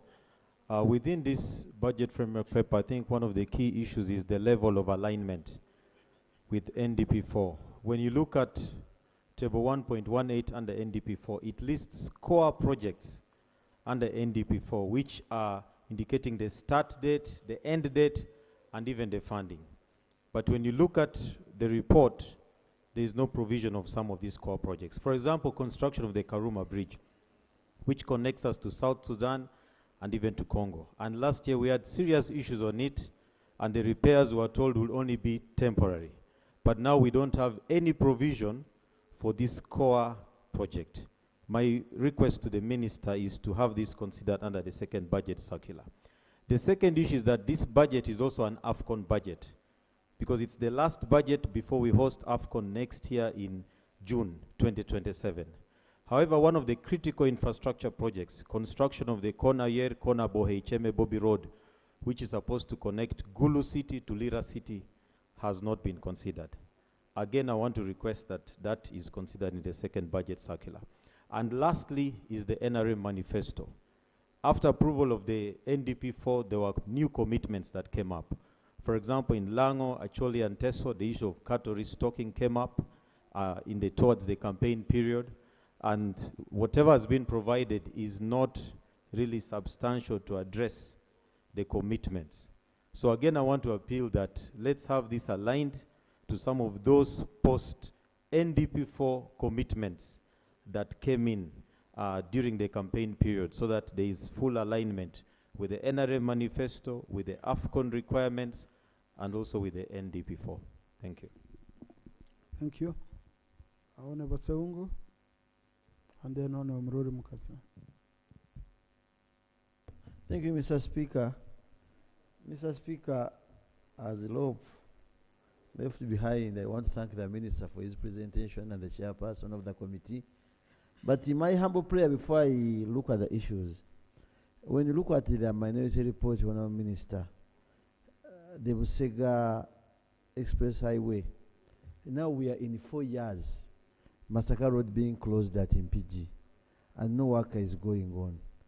Can I make a humble plea through the Speaker that since there's no work going on, kindly open this road for a time being. When you resume work, then business goes back to what you want. But imagine for 4 years, I think 4 years, we are going through MPG. And the tarmac within MPG will not be given in consideration when the road is worked on. So what do we lose? Because they have put permanent fixtures on the road, vehicles which have had accidents are placed on the road, but within your powers and the Ministry of Works, sit and agree, open for us this road. Otherwise, the jam we are facing is too much. Mr. Speaker, sir, I do pray and seek, since you and the Minister of Finance, Honorable Junganda, agree on this minority report, some of the areas, why don't you sit and agree on some of the issues raised in the minority report? The moment you take that, you solve problems of this institution. It's very painful whenever a budget proposal given brought here, Mr. Speaker, and after passing the budget, nothing is implemented. The challenge goes on the members of parliament. They say members did not support the budget. But we as the institution, as an arm of government, we give you all the support you want. What makes you fail to get counter funding? Is it parliament or the weakness is on your side? That question is between you and your office and Minister of Finance. Mr. Speaker, sir, borrowing, non-performing loans. I don't know how much I can talk about. I am very interested in talking about teachers and their salaries with the commitment given by government. But should I come on the floor and say we should also borrow money for financing salaries? It shouldn't be me in this suit I'm putting on. So, but Mr. Speaker, for me, I don't have more than what I can say from the minority report. It's the duty of the Minister of Finance and your team. Look what is in the minority report. Look what members have raised, so that we avoid every time going for supplementaries. Yet the planning is on your side. Mr. Speaker, that's what I can say. But the issue of Massacre Road, since both of us, Mr. Speaker, use the same road, there is nothing wrong by opening up that road for a time being, and when you resume your contract, your road, then you close it as you work. We have provided money, now they should resume work and finish. Yeah? You remember we passed a loan here. Yes, Honorable Minister Muriel Mukasa. Thank you very much, Right Honorable Speaker. Let me also take this opportunity to congratulate you and the rest of the members here for having gone through a very hectic election exercise, and for you who succeeded, congratulations. And those that didn't, there's still another time. Right Honorable Speaker, I would like to thank the Minister for presenting this budget framework paper. It's very good. However, when I looked at it, I found there's one big element which was not included, maybe by oversight, maybe not. And that is the enhancement of salaries, particularly for the arts teachers and the local government workers. We've been here many times on the floor of Parliament over this issue of enhancement. And as a government, we made commitments. We made commitments to the teachers, their unions, and so on. Yes, that come the next financial year, there would be some enhancement. However, when I saw it here, there was nothing. I saw 0, 0, 0. That does not augur well. We presented a budget to the Minister of Finance, not only for the teachers, but for the entire workforce.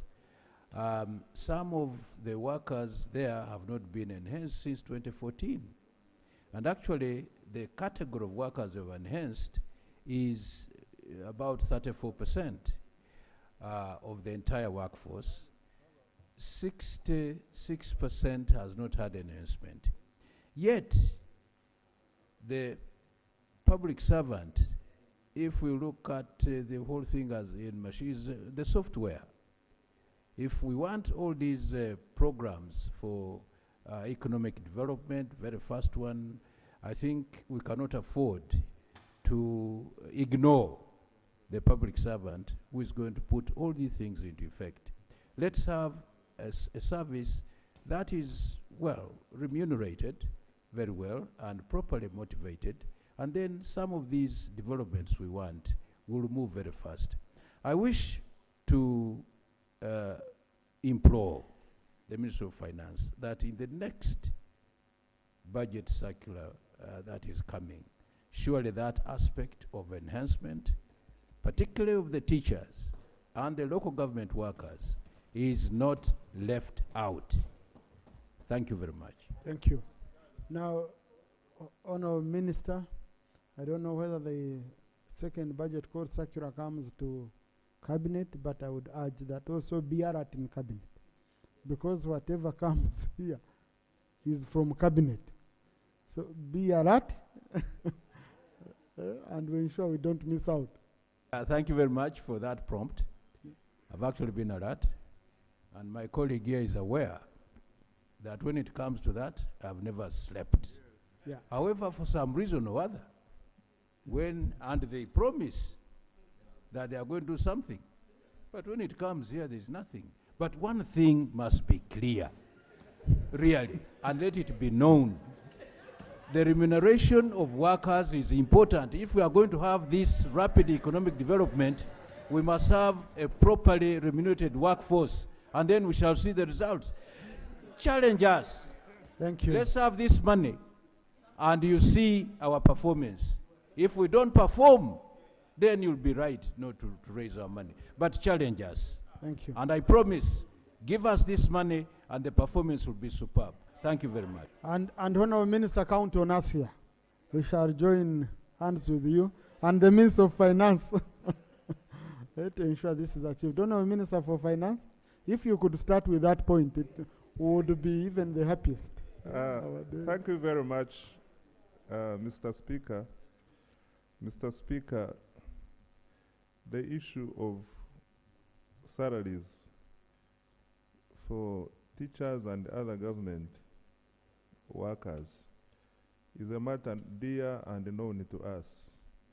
But the President has always asked, in a situation where we can't do everything at a go, what do we start with? The prioritization element in budgeting. Do we borrow to pay teachers? Honorable Sewungu was asking. So, Mr. Speaker, this budget, Mr. Speaker, my main role is in the budget is to show you how much money I have in a given financial year, and together we agree on how to spend it. Mr. Speaker, after the next stage, we will go back to Cabinet to seek approval of estimates of revenue and expenditure. And by that time, we will ask Cabinet to, we'll put to Cabinet's attention the concerns Parliament has raised, and we get their guidance. At this point, I cannot commit. I will make a commitment after Cabinet has given me authorization. Mr. Speaker, mainly three things. One, Honorable Isaac is concerned that the resource envelope has declined 69, and he hopes this will not change.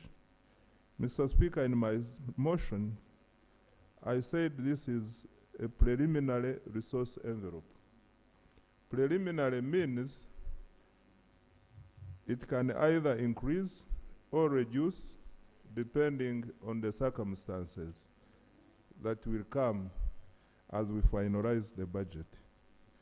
But most importantly is that, Mr. Speaker, on December 16th, on 16th of December 2025, I came here and presented the supplementary budget.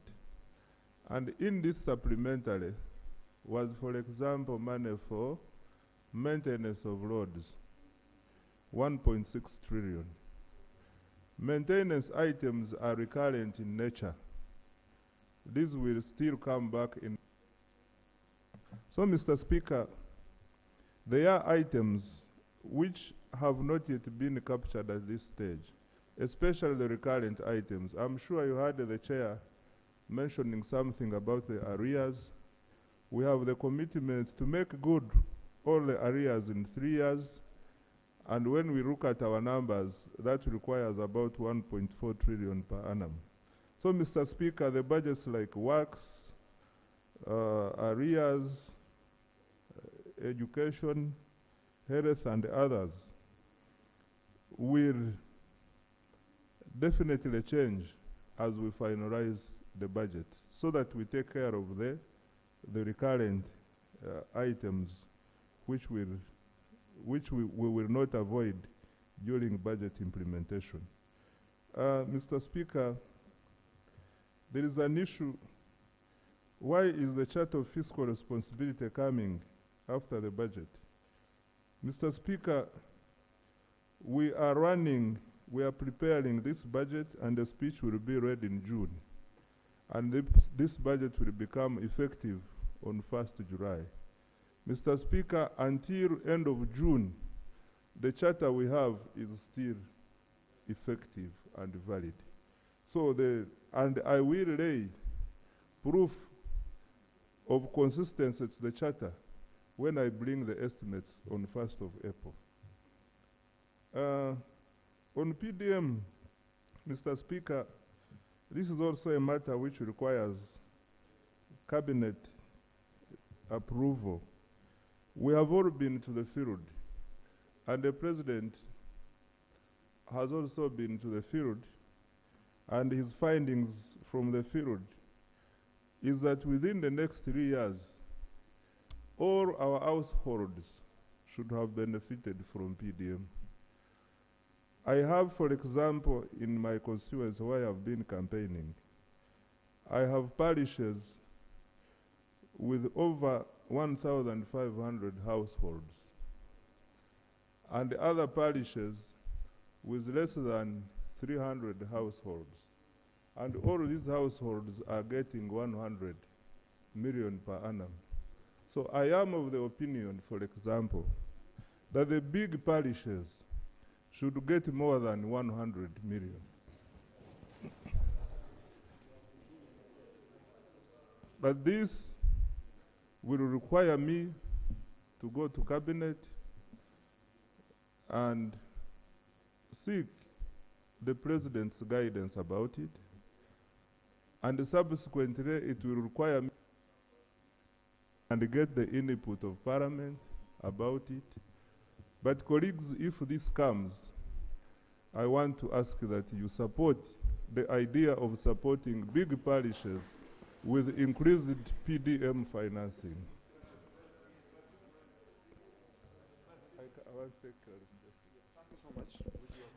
My question was so much on whether we've done any review to see how effective it is. Not on the allocation. The allocation is very good, the disbursements are okay, but how effective is the program vis-a-vis the money we are injecting in? Okay. Thank you so much, Enos. I was trying to answer in a more practical way because I have been in the field. I know where the problem is. So the problem is failure to give money to those who want it. Not because, not impersonate, that one is also there. But can we give money to all PDM beneficiaries who want it? Mr. Speaker, I want to conclude like this, that at this stage of budgeting, this is part of the consultations we make in the budget process. At this stage of budgeting, we have taken all the input from both the committee and the plenary. It will all form part of the recommendations by Parliament and comments by Parliament on the budget framework paper. I want to commit that we will try as much as possible to capture your input in the second budget called Satura, and in the policy statements, funds are permitting. And I want to invite you and to ask for your continued support in this budget, especially considering that your timelines, Mr. Speaker, are a little bit stringent, and considering that the term of Parliament is coming to an end. I want to appeal to you that we all sacrifice our time so that we are able to perform this constitutional mandate given to us by the people of Uganda. Thank you so much, Right Honorable Speaker. Thank you, Honorable Minister. Colleagues, I put the question on the motion for adoption of the National Budget Framework Paper, Financial Year 2026-2027 to Financial Year 2030-2031 be approved by this House. Those in favor say aye, and to the contrary, nay. The ayes have it with a very big single nay. No, there was one very loud nay which should be captured properly. But the ayes have it. Yeah, with a very loud single nay. So, honorable colleagues, I want to congratulate you on this task. I want to repeat this, that we are going to give you enough time to focus on the budget, in the budgeting process, focus on preparations, because this being a transition year, we need to prepare very, very, very well so that we finish the budget by the end of April. Our plan as a leadership, once again, is to prorogue the House at the end of April so that we prepare for your swearing in, for the swearing in of the new Parliament, which will be on 13th, 14th, and 15th. Because the President will be sworn in on 12th, and we want to take opportunity of the people you would have brought to attend the president's swearing in, and then yourselves being in Kampala, so that it is done at once. And then we've already agreed with the president about this time. So, House adjourned, sign die.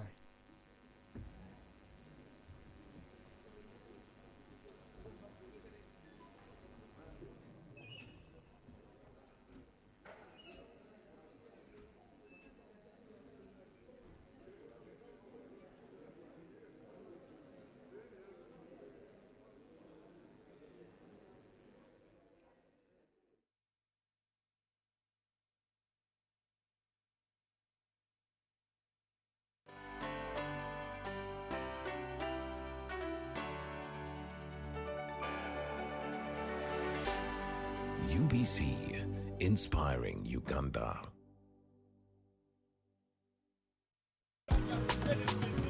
You used to tell me that I don't make you happy. All that time you would be complaining. I'll call you every day, yeah, yo, baby, don't. You can now get all the Chibuzi out with MTN voice bundles. Call all networks. Kubei Dondoro. Buy a 25-minute voice bundle for only 1,000. Or buy any daily voice bundle of your choice. Dial *100 *21# and select daily, or use the My MTN app. When we talk together, we are unstoppable.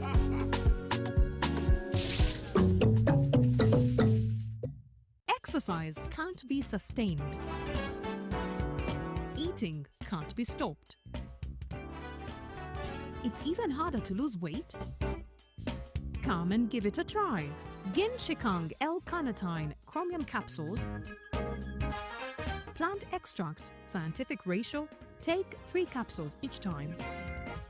The active ingredient accelerates fat burning,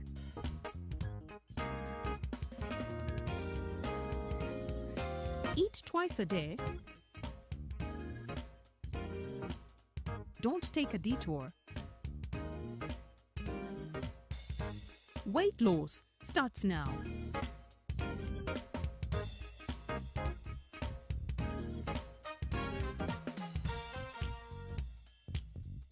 Ginshikang L-carnitine with chromium capsules helps you stay in shape. Please follow medical advice when taking this product. For more information, visit our website www.hgo.com or call 0800 335555. PDM, changing lives. As the seasons changed, so did the fortunes of Oyam's farmers.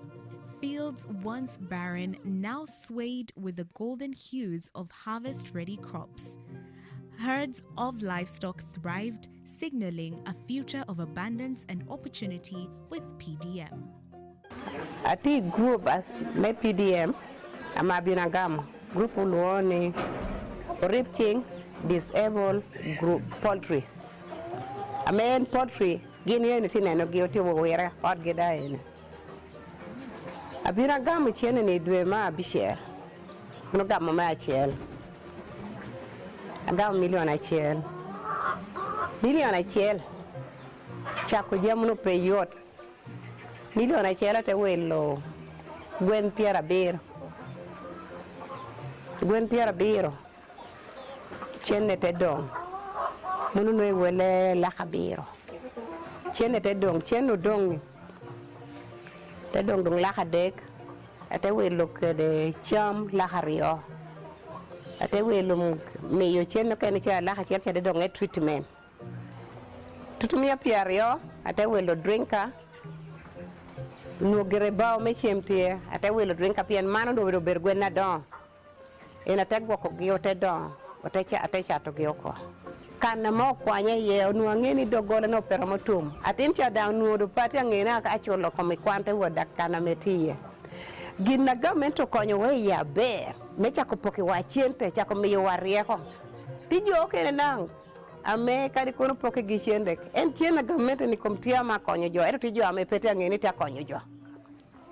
lobo ka kita me yini kero kero tamini ati kere ba man me gena ni en mum da kelo gweno ko ni amani ko ko bu ngwa ta ta me chene na me gweni ati ta me mana ma kelo chene ka me do kere man ka char awilo dog lobo na ko da te gero do hoda ko amenu da go ko gwenna doing icharo na cha donc kwacha kere bod gamete kere poch gamete mera me konyo wa ana koma de anda bere da hoto mana bere gira kan ka kena mana bere pochuna data kwa ya gamete mek chung kere wa kum wan mon kadi cho eto mone na ko miro nen wa don kere wange kisha mon bien wan kaka do min bere wo furu chene wo bere mata ko bere ko ayo chenta ko abodjo te hado weki mi chene no wiye na do miruti donc gamete do ko poj bod gamete kado woni do hono wuri mede do ko poj nen won kilata lo ki yomi kere we gamete da nen ni wana motieni o tie ko to chunga tek ateke tien gamete o mi war tu ko da tu wotien nyo mi odan kadena na tie lo ke no ber gamete ni ado ko poj bod ge. The parish development model has sown more than just seeds in the soil of Oyam district. It has planted seeds of hope in the hearts of people. Education is within reach, hunger is reducing, and the standard of living is on the rise. Awan PDM, nen nikobe, when the can burik glopa, nen glopa no chungiging. PDM gera glopa ko.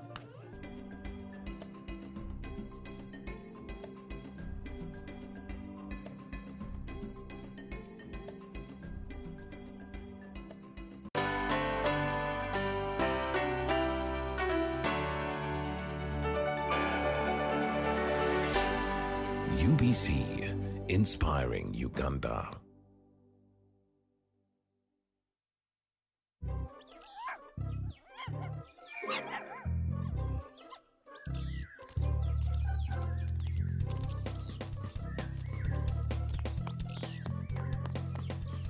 Father John is going to tell us the story of Saul today. Yay! Haha, you're so excited, Matthew. Yes, he is going to tell us the story of Saul, the first king of Israel. Let's sit here and wait for Father.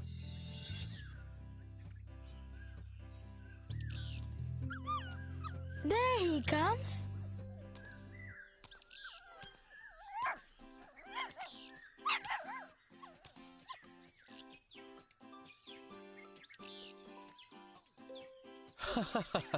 Hello, Jimmy.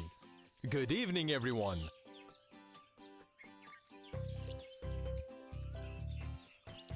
So, children, which story did I tell you yesterday?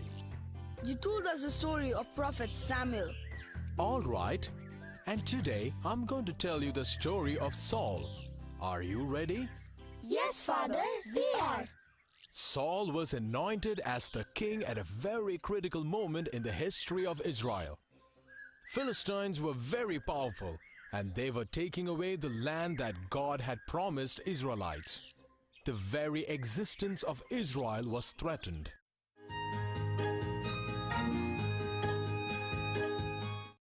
Israel, listen, it is God who speaks. I shall anoint a king for you. But remember this, he shall make the mighty men among you as his soldiers and servants, and your daughters will be his wives and maids. He will take over your land. He will reduce you to slavery. There will be no point in seeking help from God after this. What do you say? We don't worry about that, but today we want a king. Yes, what we need is a king. All right then. You shall have a king within 30 days from today.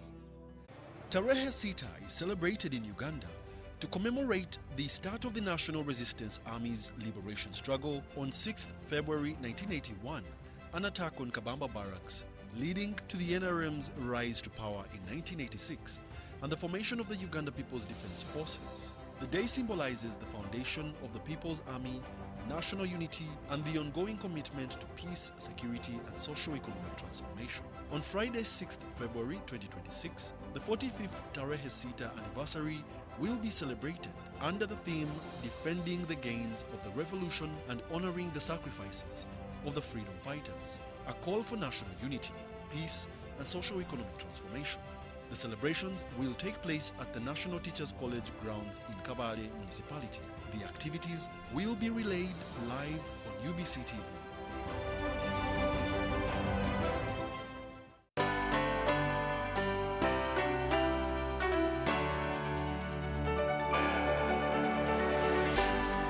UBC, inspiring Uganda.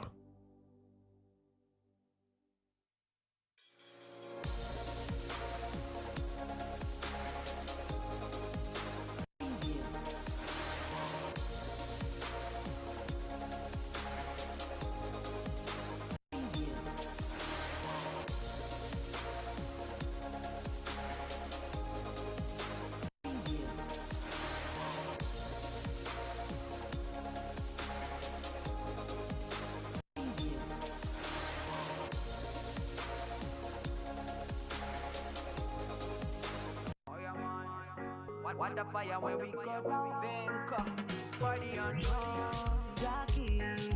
If you give me some love, then I must balance. We get down, we get down, we get down, we get down, we get down. We get down, from the still down, baby. We down, wanna we dance along.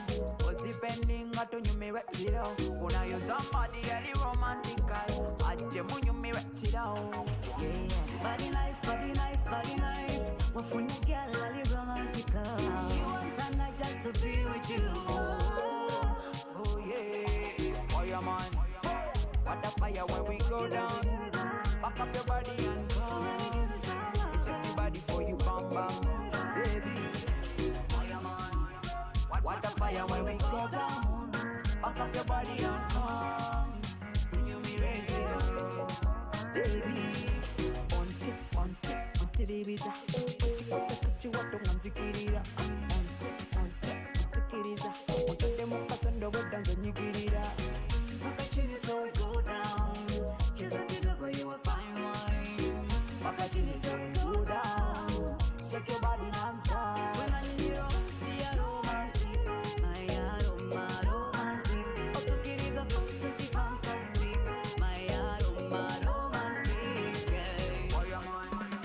What a fire when we go down.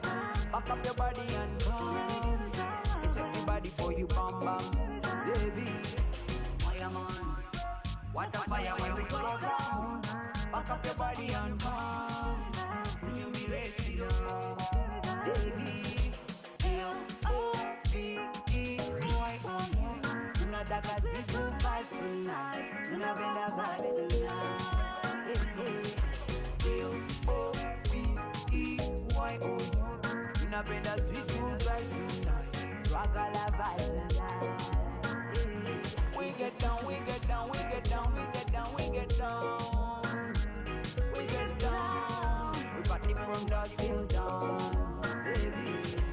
Oh yeah man. What a fire when we go down. Back up your body and come. Who was here? Who was here when this song was big? Who was here when this song was big? Who was here when this song was big? Who was here when this song was jam jam? Jam jam, bam bam below, bam bam. What a bam bam. Kanaka goma kaluendera babaka, kenko bana sirika. Kagoma kaluendera babaka, kenko bana sirika.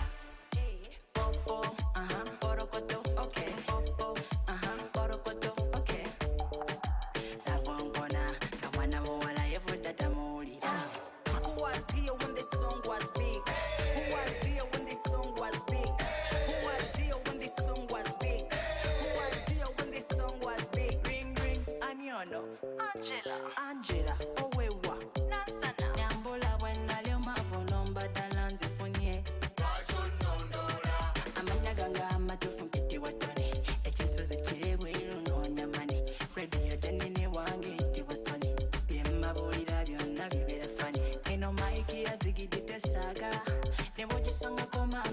mazima ino maiki yazigidite saga ne wonde kwata koma masimanya.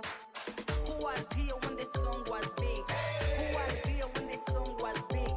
Who was here when this song was big? Who was here when this song was big? One cheke change binyoba Salome, one cheke change binyoba. Abachakala muchakale, ubango bulamu bwa kisera. Nabenywera mbagamba, mwenywere magome teri kunywa. Jamila analia, bwana wake amemwacha. Give me the eke, ragamuffin neke. Give me the eke, champion neke. Couscous, sagalambere nawe. Couscous, basula mundongo. Who was here when this song was big? Who was here when this song was big? Who was here when this song was big? Who was here when this song was big? Mbakwekule, mbakwekule. What? Mbakwekule, mbakwekule. Zewe mbakwekula mumpache. Zewe mbakwekula mumpache. Come again. Balilo mugabiri, mama, gabiri. Mama na duma mkadali, mama, mokadali. Obanga ina, obangiyo. Tena feselinge nasi wamada, chiri chalama. Who was here when this song was big? Who was here? Tracy Mama baby, Rolling on your gas, I don't want to see your face. They can't return and send it. Call I am the tongue maginity. Niache nikupende, 'cause you're good for my son and my baby. Kama ulikuchisenge, kwa dalila mumuli continent. Elande kange your wife and your side dish.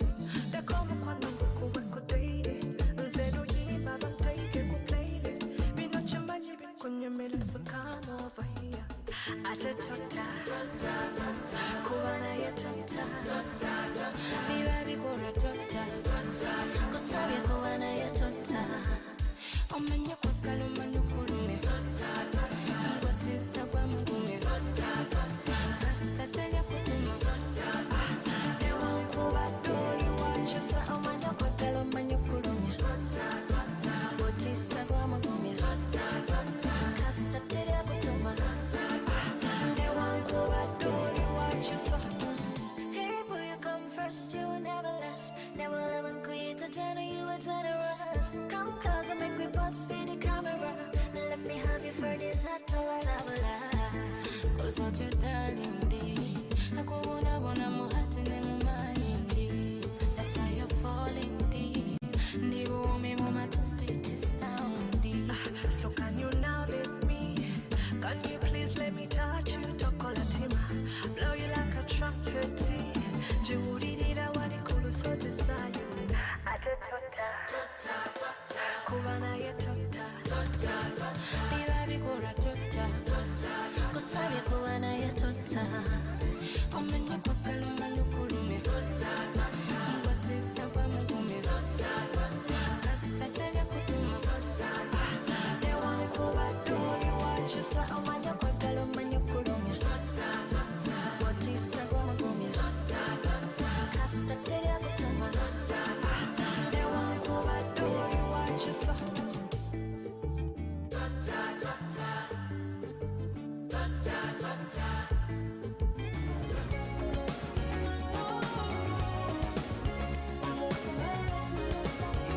Since you were a boy, you took the weight of the world and held on to it till you fell to the ground like you had no choice. You did it for your little girl, so she would never feel the way you do now. No, it gets so hard, and it always seems to go on. But it's okay, please don't beat yourself up or whatever you do, 'cause that doesn't do nothing but just break you too. Please don't beat yourself up.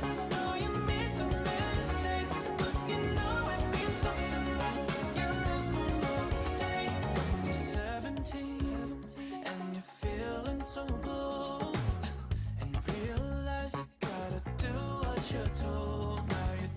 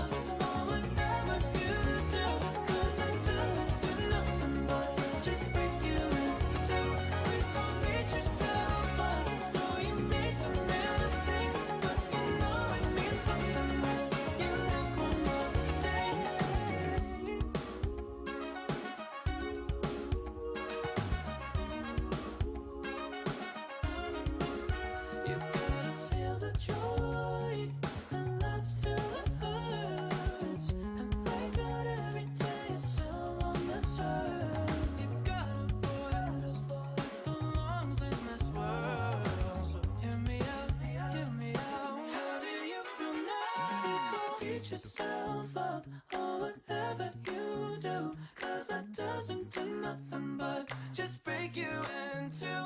Please don't beat yourself up. Oh, you made some mistakes, but you know it means something when you live one more day.